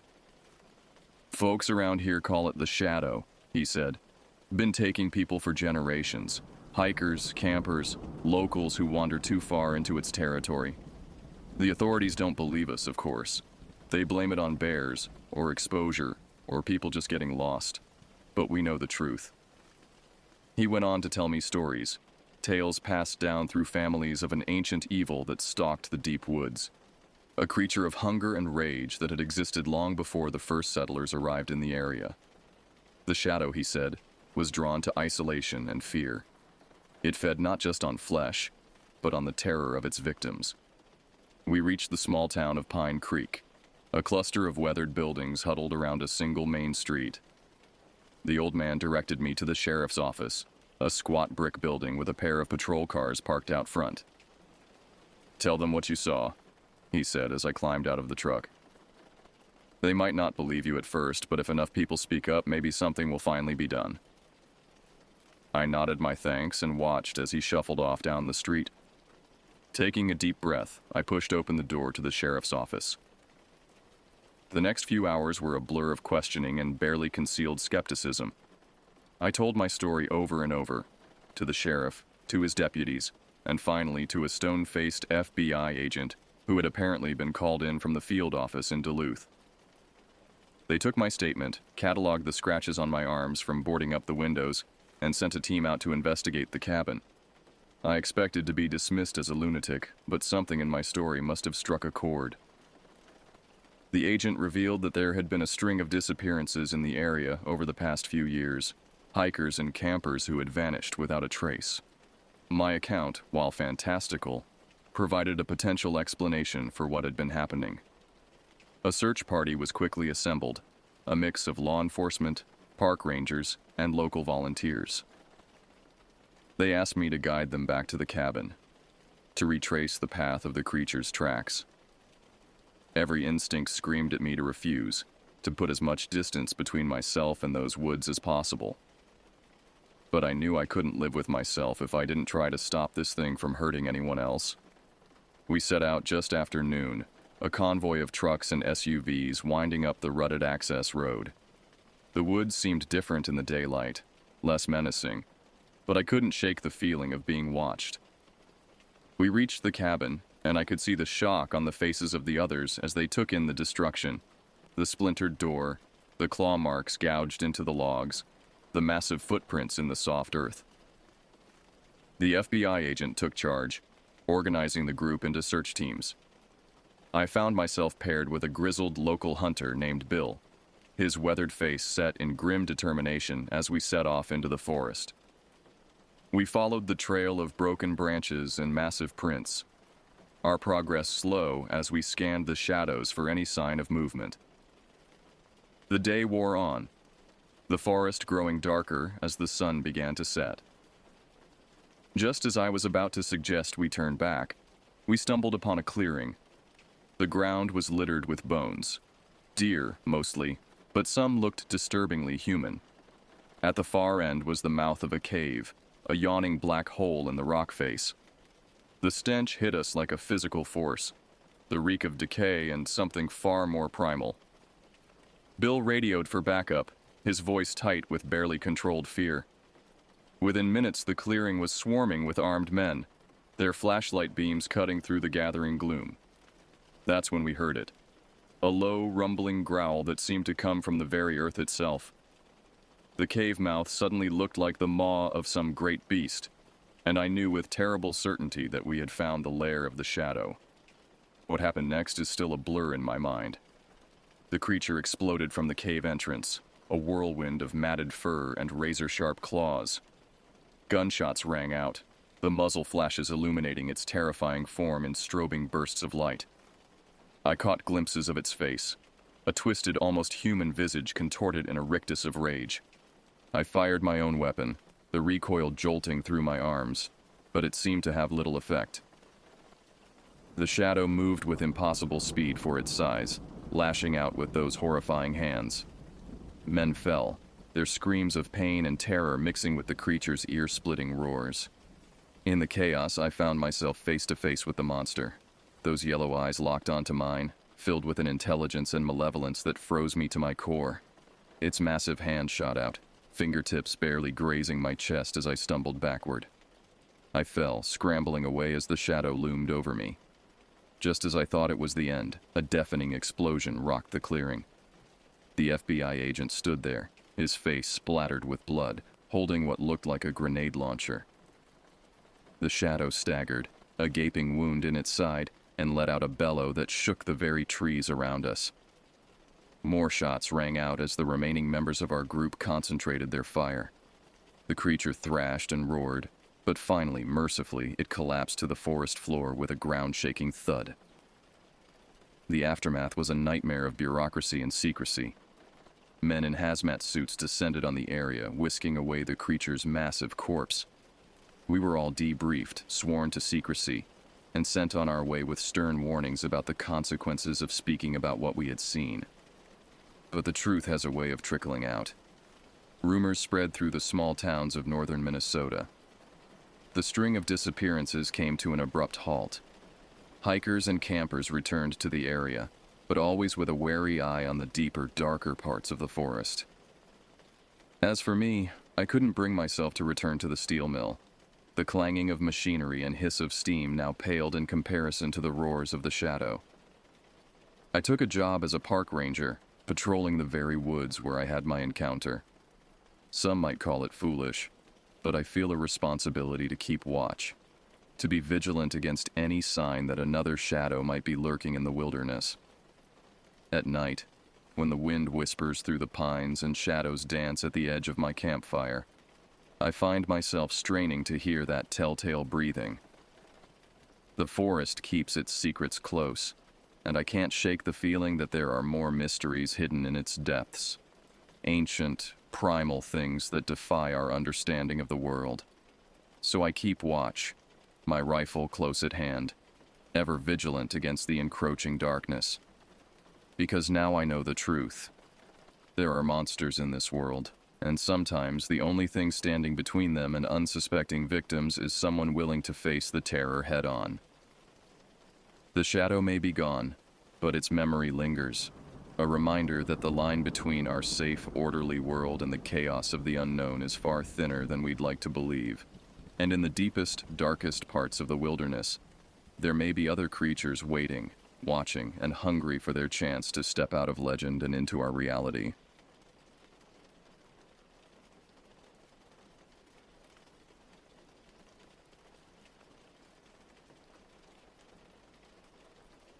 I've been a hunter all my life, practically born with a rifle in my hands. The forests of Northern California have been my second home since I could walk. My name's Jack Hawkins, and I've seen things in those woods that would make your blood run cold. But nothing could have prepared me for what happened last fall in the depths of the Eldorado National Forest. It was late October, and I decided to try my luck in a new spot this season. The usual hunting grounds were getting too crowded for my taste. You see, I've always believed that the best deer stands are the ones where folks leave you alone. Sure, you might have to haul your gear for miles in sweat buckets getting set up, but come hunting season, you've got the backwoods all to yourself. Just you, the crisp air, and the game. I'd spent weeks poring over topographic maps, looking for the perfect spot. Finally found it too, a secluded valley deep in the heart of Eldorado, miles from the nearest trail. It wasn't on any of the popular hunting maps, which suited me just fine. I packed my gear, more than I'd usually take for a short trip, and set out at dawn on a crisp Tuesday morning. The hike was brutal. I'm no spring chicken anymore, and my knees protested every step of the way. But there's something about the anticipation of the hunt that keeps you going. The forest was quiet, almost too quiet. No bird song, no scurrying of small animals. Just the crunch of leaves under my boots and the occasional groan of ancient trees in the wind. By late afternoon, I reached my destination. It was perfect. A small clearing surrounded by dense forest, with a gentle slope providing an excellent vantage point. I set up my blind, a sturdy canvas affair that had seen me through many a hunting season. As the sun began to set, I settled in for the night, feeling that familiar excitement of the hunt to come. The first few days were uneventful, but peaceful. The air was crisp and clean, the kind that fills your lungs and makes you feel more alive than you've felt in months. The stars at night were so bright and clear it felt like you could reach out and pluck them from the sky. On the second morning, I bagged a doe, a clean shot right through the heart. It was a good-sized animal, and I found myself wishing I had my old truck to haul it back. But I'd learned to make do over the years. That night, as I was field dressing the doe, I felt the first stirrings of unease. It was subtle at first, just a prickling at the back of my neck, like I was being watched. I chalked it up to nerves, maybe some coyotes getting bold with the scent of blood in the air. But deep down, I knew it was something else. Something wrong. The feeling persisted through the night, growing stronger with each passing hour. I tossed and turned in my sleeping bag, ears straining for any unusual sound. Just before dawn, I heard it, a branch snapping far off in the distance. Now, I've spent enough time in these woods to know the sounds animals make. This wasn't a deer or a bear or anything I'd ever encountered before. It was heavy, deliberate, and it sent a chill down my spine. As the sun rose, I tried to shake off the unease. Told myself I was being paranoid, that it was just the isolation getting to me. But I couldn't shake the feeling of being watched. Every rustle in the underbrush, every shadow at the edge of the clearing, seemed to hide some unseen threat. That day, I didn't stray far from my blind. Kept my rifle close, eyes constantly scanning the tree line. The shadows seemed to grow longer, darker, as if the forest itself was closing in around me. And then I saw it. Or rather, I saw something. A flash of movement at the edge of the clearing, gone almost before I could register it. But what I did see chilled me to the bone. Whatever it was big. Much bigger than any animal that should be in these woods. As night fell, the sounds began. Rustling around the tent, heavy footfalls that shook the ground, and the smell. Dear God, the smell. Like wet dog and rotting meat, so strong it made my eyes water. I sat up all night, rifle in hand, heart pounding so loud I was sure whatever was out there could hear it. With the dawn came a moment of quiet, but I knew it wouldn't last. Whatever was out there, it was hunting me now. And I had a sinking feeling that in these woods at this moment, I was no longer the predator. I had become the prey. As the sun climbed higher, I made a decision. I couldn't stay here, waiting to be picked off. I had to move, to try and make it back to civilization. I packed what I could carry, leaving behind the doe carcass and most of my camping gear. With my rifle slung over my shoulder and my hunting knife at my belt, I set off in what I hoped was the direction of the nearest ranger station. The forest seemed different now, hostile. The trees loomed overhead, their branches reaching out like gnarled fingers. Every step I took felt watched, every sound amplified in the eerie silence. I tried to move quietly, years of hunting experience kicking in, but my nerves were shot. Twigs snapped under my feet, leaves rustled with each movement. It was mid-afternoon when I heard it again, that heavy, deliberate footfall. Closer this time, much closer. I froze, my hand tightening on my rifle. The sound stopped, but I could feel it out there, watching, waiting. Slowly I turned, scanning the woods around me. That's when I saw it. Standing between two ancient redwoods was a figure that defied belief. It was massive, easily 8 feet tall, covered in matted dark fur. But it wasn't just some oversized bear or unknown animal. There was an intelligence in its eyes, a malevolent awareness that sent ice through my veins. Its face was almost human-like, but twisted, feral. Lips pulled back in a snarl, revealing yellowed, pointed teeth. For a moment, we just stared at each other. Then it let out a roar that shook the very ground and charged. I ran. Blind panic took over, and I crashed through the underbrush, branches whipping my face, roots threatening to trip me with every step. I could hear it behind me, gaining ground with every massive stride. The stench of rot and decay filled my nostrils, spurring me on even as my lungs burned for air. I don't know how long I ran. Time seemed to lose all meaning in that desperate flight. But eventually, I broke through the tree line onto a gravel road. Hope surged through me. Civilization, safety. I sprinted down the road, hearing the creature crash out of the woods behind me. That's when disaster struck. In my haste, I didn't see the steep embankment at the road's edge. One misstep sent me tumbling down the slope, a sickening crack signaling my ankle giving way. I landed hard at the bottom, the wind knocked out of me, pain shooting up my leg. Gasping for breath, I rolled over, looking up the slope. There it stood, at the top of the embankment. In the fading daylight, I could see it clearly now. It was like something out of a nightmare. Part man, part beast, its fur matted with what looked horribly like dried blood. It snorted, almost like a laugh, as it began to make its way down towards me. This was it, I thought. This is how I die, torn apart by some monster in the middle of nowhere. I closed my eyes, waiting for the end. But it didn't come. Instead, I heard voices.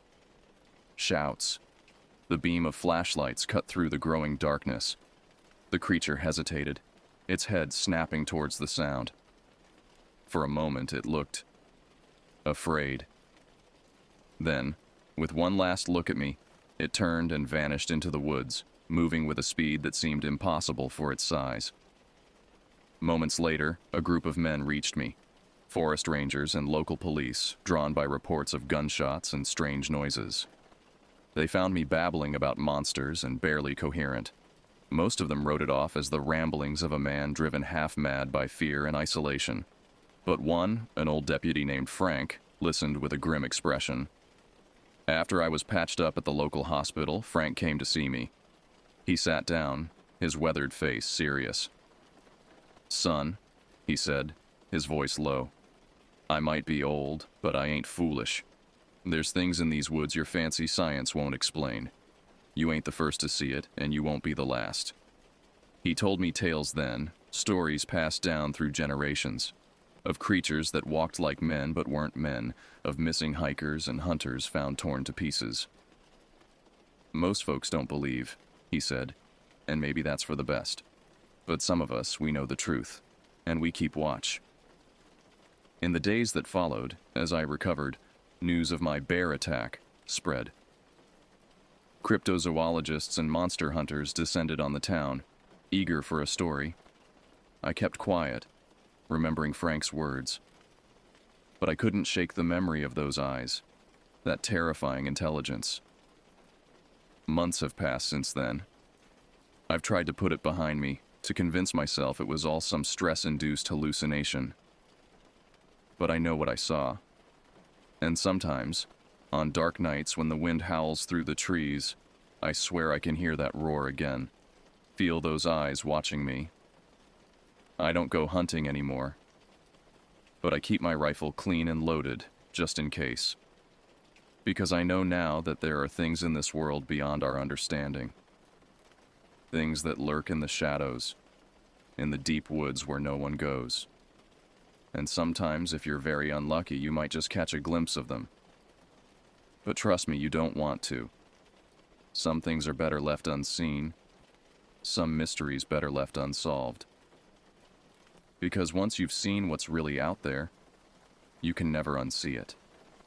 And you'll never feel truly safe in the woods again. So if you're ever out there, in the wild places where the maps end and the old forests begin, and you feel that prickle on the back of your neck like you're being watched, don't ignore it. Don't write it off as nerves or an overactive imagination. Run. Run. And don't look back. Because you never know what might be watching you from the shadows. And you definitely don't want to find out.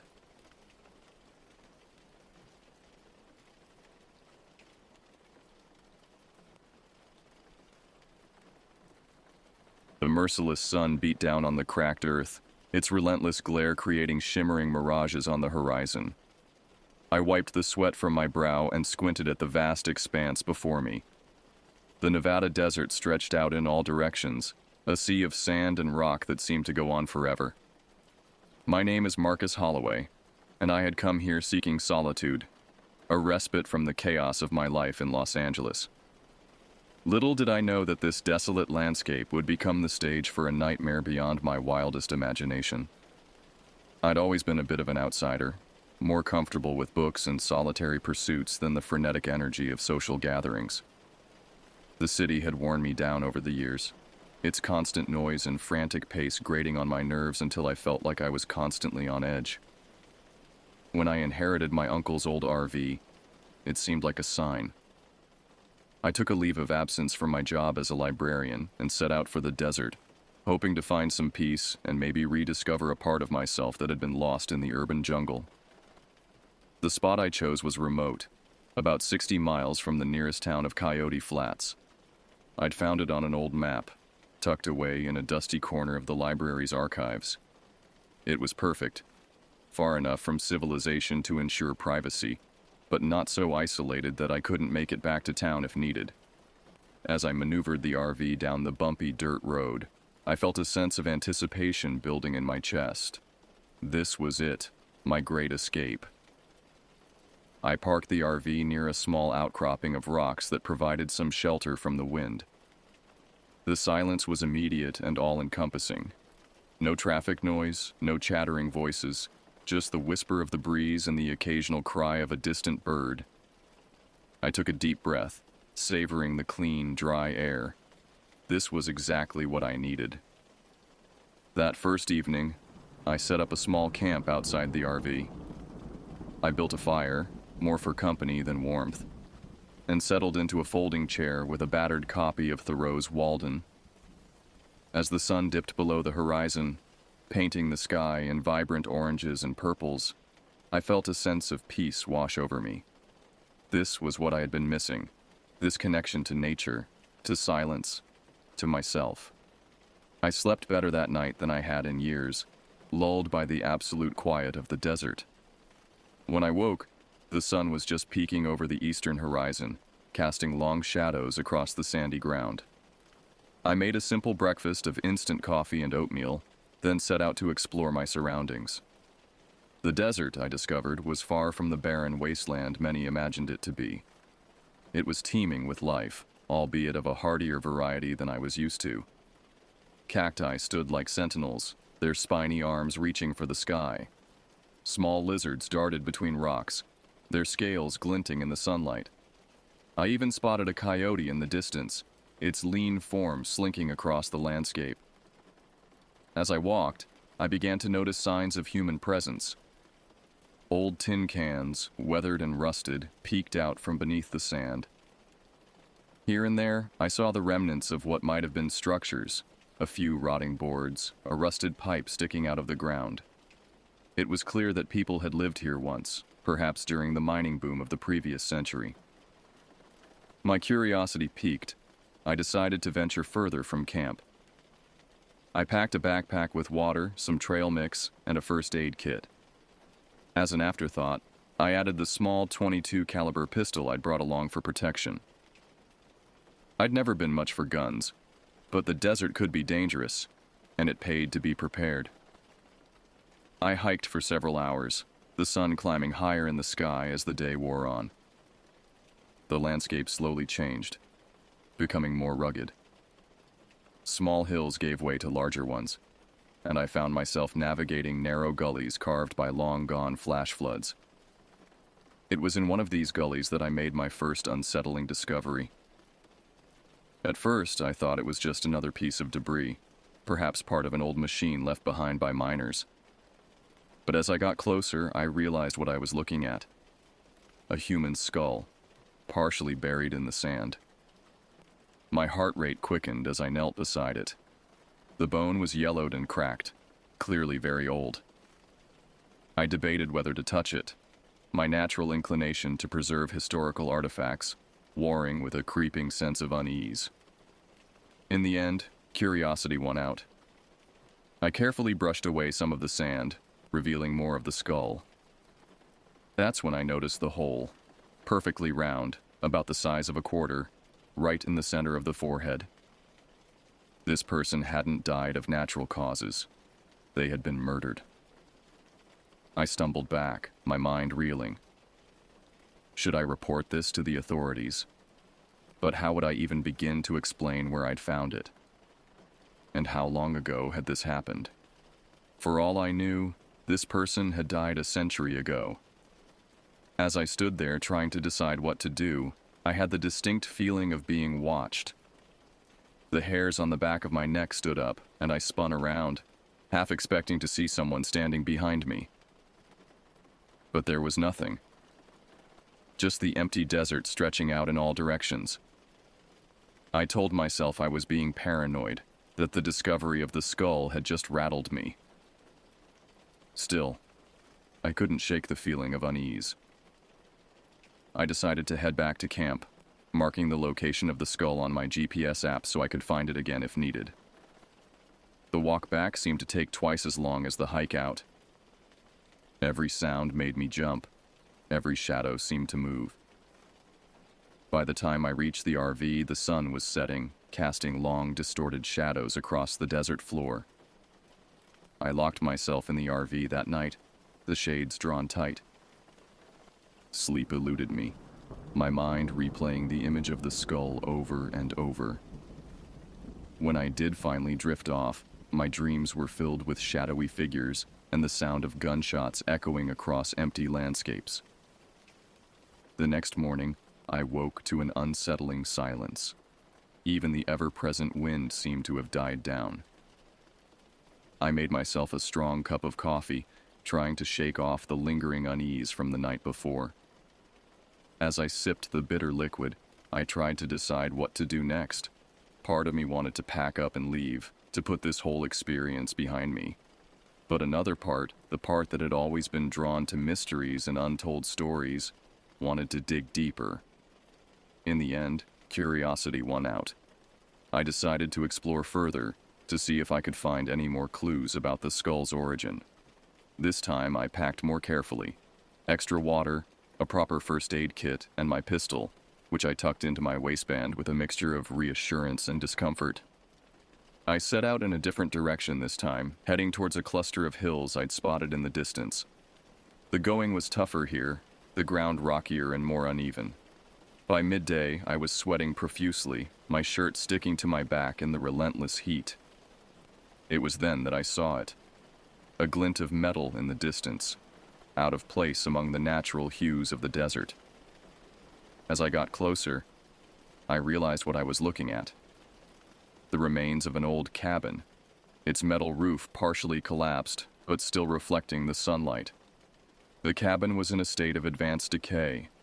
The wooden walls were weathered and warped, with gaps large enough to see through in places. The door hung askew on rusted hinges, creaking softly in the faint breeze. Despite its dilapidated state, it was clear that this had once been someone's home. I approached cautiously, alert for any signs of danger. The area around the cabin was littered with debris: old cans, broken glass, scraps of sun-bleached fabric. I peered through one of the gaps in the wall, trying to get a sense of the interior. What I saw made my blood run cold.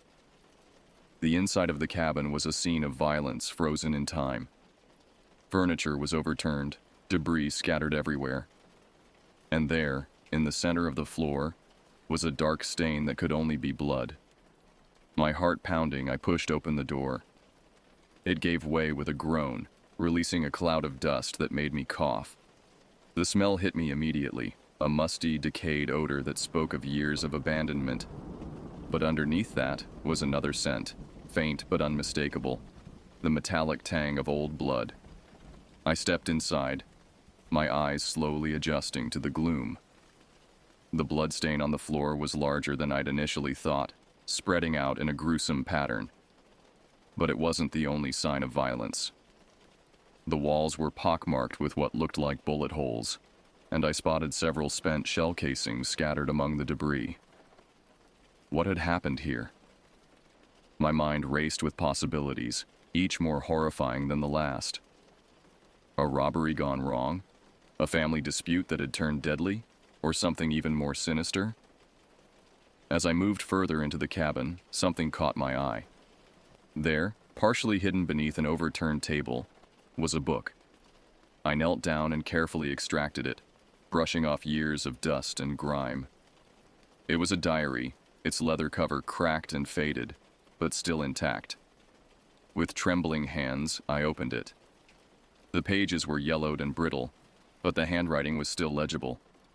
It belonged to a woman named Eleanor, and as I began to read, her story unfolded before me. Eleanor and her husband, Thomas, had come to the desert in the 1970s, drawn by the promise of a simpler life, away from the chaos of the city.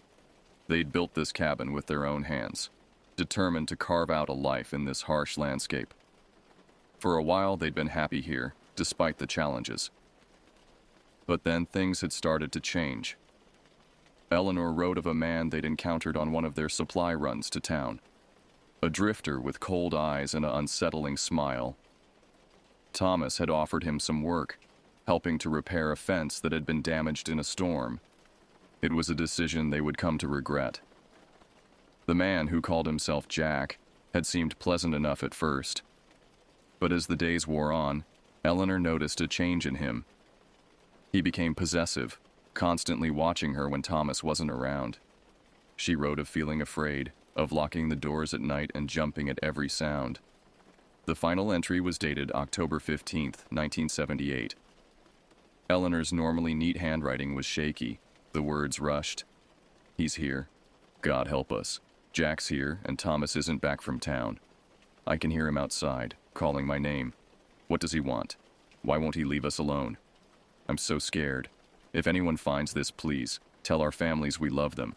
And whatever you do, don't trust. The entry ended abruptly, a long scrawl trailing off the page as if Eleanor had been interrupted mid-sentence. My hands were shaking as I closed the diary. What had happened to Eleanor and Thomas? And who was this Jack? A noise outside snapped me back to the present. It was faint, barely audible, but in the stillness of the desert, it might as well have been a gunshot. I froze, straining my ears. There it was again, the crunch of footsteps on sandy ground. I moved to the window, peering out cautiously. At first, I saw nothing but the empty desert. Then, movement caught my eye. A figure, tall and lean, was walking toward the cabin. Even from this distance, I could see that it was a man, his gait slow and purposeful. Panic gripped me. Who was this person? What were they doing out here in the middle of nowhere? And why were they coming towards the cabin? I looked around frantically, searching for a place to hide. The cabin was small, with little in the way of cover. In desperation, I wedged myself into a small space between an old wardrobe and the wall, praying I wouldn't be seen. The footsteps grew louder, then stopped. I held my breath, my heart pounding so hard I was sure it could be heard. The door creaked open and a shadow fell across the floor. "I know you're in here," a voice called out, low and gravelly. "I saw you come in. Why don't you come out and we can have a chat?" I remained frozen, too terrified to move. The footsteps resumed, moving slowly around the cabin. I could hear things being shifted, pushed aside. "You've been poking around where you shouldn't," the voice continued. "Found things that weren't meant to be found. That's not very polite, is it?" A bead of sweat trickled down my forehead. How did he know what I'd found? Who was this man? Suddenly, the wardrobe I was hiding behind was yanked away. I found myself staring up at a man who seemed to fill the entire doorway. He was older, probably in his 60s, with weathered skin and cold, piercing eyes. And he was smiling. A chilling, predatory smile that made my blood run cold. "Well, well," he said, his voice deceptively friendly. "What do we have here? A curious little mouse sneaking around where he doesn't belong." I scrambled to my feet, my hand instinctively going to the pistol at my waist. The man's eyes followed the movement, his smile widening. "I wouldn't do that if I were you," he said softly. "Things might get messy." "Who are you?" I managed to choke out. "What do you want?" The man chuckled, a sound devoid of any real humor. "Who am I? I'm the caretaker, you might say. Been watching over this place for, quite a while now. As for what I want," his eyes hardened. "I want you to forget what you've seen here. Pack up your little camper and go back to wherever you came from. Forget about the skull, forget about this cabin, forget about everything." My mind was racing. Could this be Jack? But that was impossible. Jack would be an old man by now, if he was even still alive. Unless... "You're him, aren't you?" I said, my voice barely above a whisper. "You're Jack." The man's smile faded, replaced by a look of cold anger. "You've been reading things you shouldn't," he said. "That diary, it tells lies. Eleanor, she didn't understand. None of them did. I was trying to protect them, you see. Protect them from the darkness out there." He took a step towards me, and I instinctively backed away. "But you," he continued. "You're just like the others. Always poking, always prying. Can't leave well enough alone." I felt my back hit the wall. There was nowhere left to retreat. "What others?"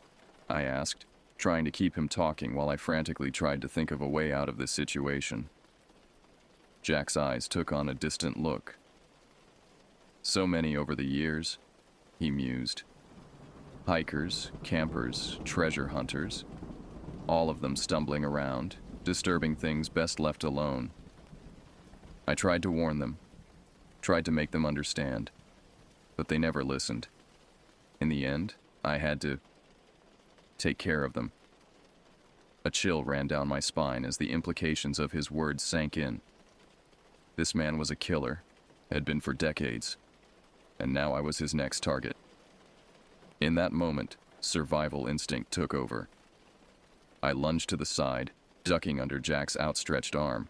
He snarled, spinning around with surprising agility for a man his age. I felt his fingers brush my shirt as I dove through the open door. The sun momentarily blinded me as I burst out of the cabin.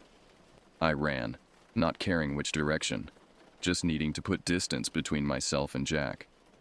I could hear him behind me, his footsteps pounding on the hard-packed earth.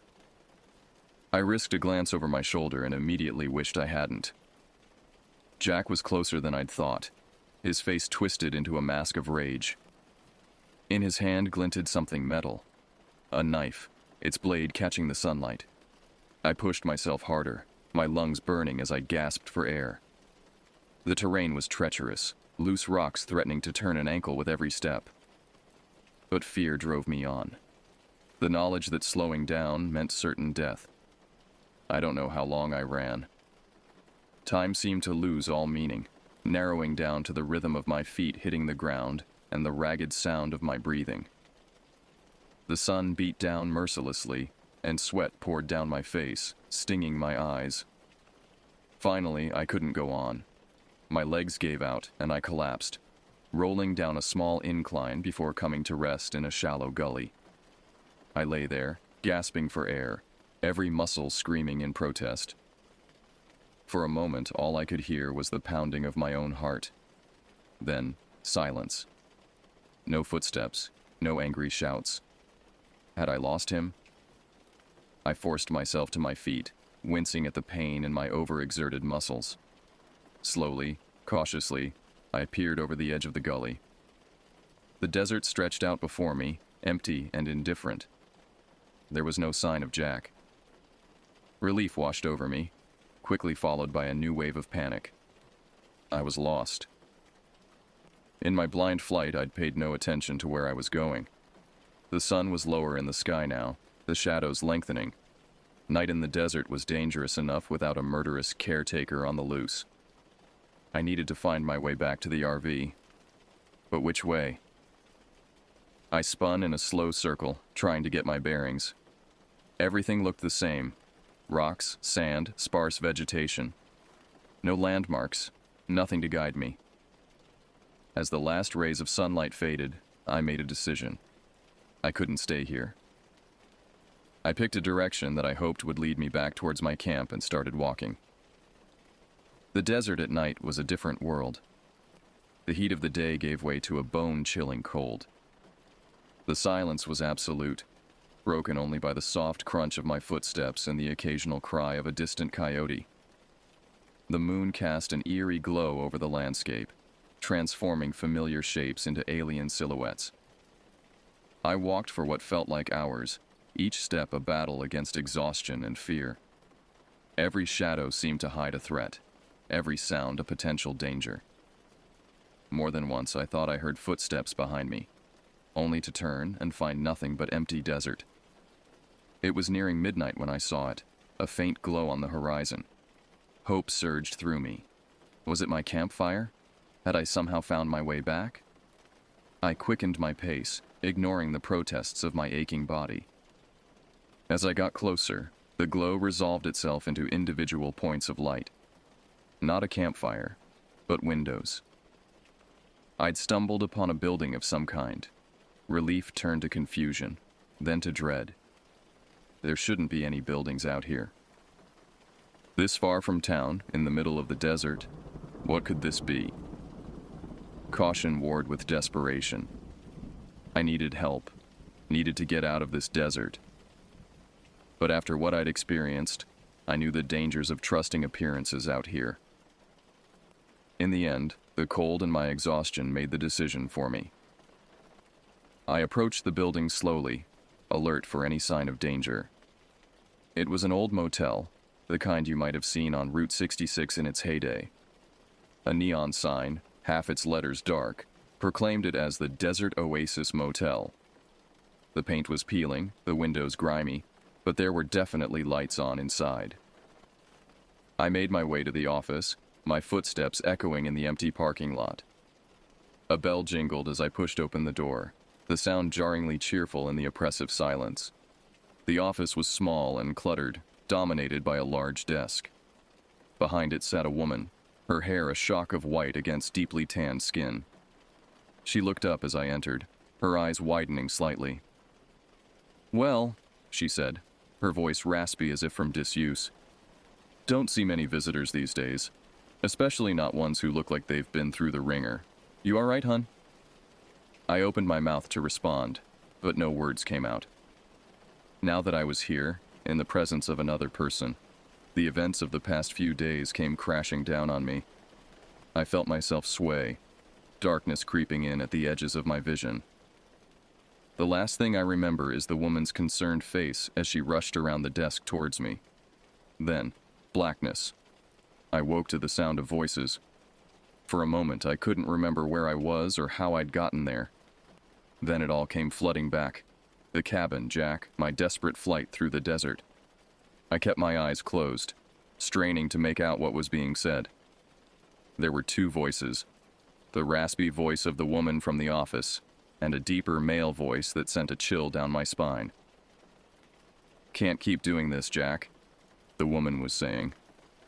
"People are going to start asking questions." "People have been asking questions for years, Marge," the man, Jack, replied. "Doesn't mean they ever find answers." I felt my heart rate quicken. Jack was here. Somehow he'd known where I'd end up. Or had he led me here? "This one's different," Marge said. "He knows things. Saw things he shouldn't have." "All the more reason to take care of him," Jack growled. "Can't have him running back to civilization with tales of what he's seen. You know what's at stake." There was a long pause. When Marge spoke again, her voice was resigned. "Fine, but make it quick and clean. I'm tired of scrubbing blood out of the carpets." I heard footsteps approaching, and I knew I was out of time. I opened my eyes, taking in my surroundings in a split second. I was in a motel room, lying on a bed. The door was to my left, about 10 feet away. As the doorknob began to turn, I launched myself off the bed. I hit the door just as it was opening, slamming it back into whoever was on the other side. There was a grunt of pain and surprise. I didn't wait to see who it was. I ran, my bare feet slapping against the cold concrete of the walkway. Behind me, I could hear shouts and the sound of pursuit. The parking lot was just ahead. If I could make it there, maybe I could find a car, something to get me out of here. I was halfway across the lot when headlights suddenly blazed to life, momentarily blinding me. I threw up a hand to shield my eyes, stumbling to a halt. The driver's door of the truck opened, and a figure stepped out. As my eyes adjusted, I saw it was a man in a police uniform. Relief flooded through me. "Help!" I shouted. "Please, you have to help me." The officer approached slowly, one hand resting on his holstered weapon. "Sir," he said calmly, "I'm going to need you to calm down and explain what's going on." Words poured out of me in a rush. I told him about the skull I'd found, the cabin, Jack's pursuit, and my flight through the desert. As I spoke, I saw confusion, then concern, cross the officer's face. When I finished, there was a moment of silence. Then the officer spoke, his voice gentle. "Sir, I think you'd better come with me. We'll get this all sorted out." Relief washed over me. Finally, someone who would listen, who could help. I took a step towards the police car. A sharp pain exploded in the back of my head. The world tilted, then went dark. I drifted in and out of consciousness. Fragments of conversation reached me, disjointed and confusing. "Really necessary?" "Can't risk it. Too much at stake." "Dump him out past the old mines. No one goes out there anymore." I felt myself being moved, the sensation of being in a moving vehicle. Then stillness, and the feel of rough ground beneath me. When I finally managed to open my eyes, I was alone. The desert stretched out around me, vast and uncaring. In the distance, I could see the headlights of a vehicle receding, growing smaller until they disappeared over the horizon. I tried to move and found that I couldn't. My wrists and ankles were bound with duct tape. Panic rose in my throat, threatening to choke me. As the full moon rose higher in the sky, casting its cold light over the desert, a terrible realization settled over me. No one knew where I was. No one was coming to look for me. Out here, in the vastness of the desert, I was utterly, terrifyingly alone. The desert holds many secrets. Some are written in the rocks and sand, waiting to be discovered by those who know how to read them. Others are darker, hidden away in forgotten cabins and remote motels. And some secrets, like the fate of a curious librarian who ventured too far into the wilderness, are destined to remain forever unknown, lost in the endless expanse of sand and sky. As consciousness began to fade once more, my last thoughts were of the city I'd left behind. The noise, the crowds, the constant bustle that I'd been so eager to escape now seemed like a distant paradise. In my search for solitude, I'd found something far more terrifying, a silence so complete, so absolute, that it threatened to swallow me whole. The desert wind picked up, whispering across the sand. In its soft susurration, I thought I heard a voice, Jack's voice, repeating the warning he'd given me in the cabin. Forget what you've seen here. Forget about the skull. Forget about the cabin. Forget about everything. But as the darkness closed in, I knew that forgetting was a luxury I would never have. The desert had claimed me, body and soul, and its secrets would be mine to keep for eternity.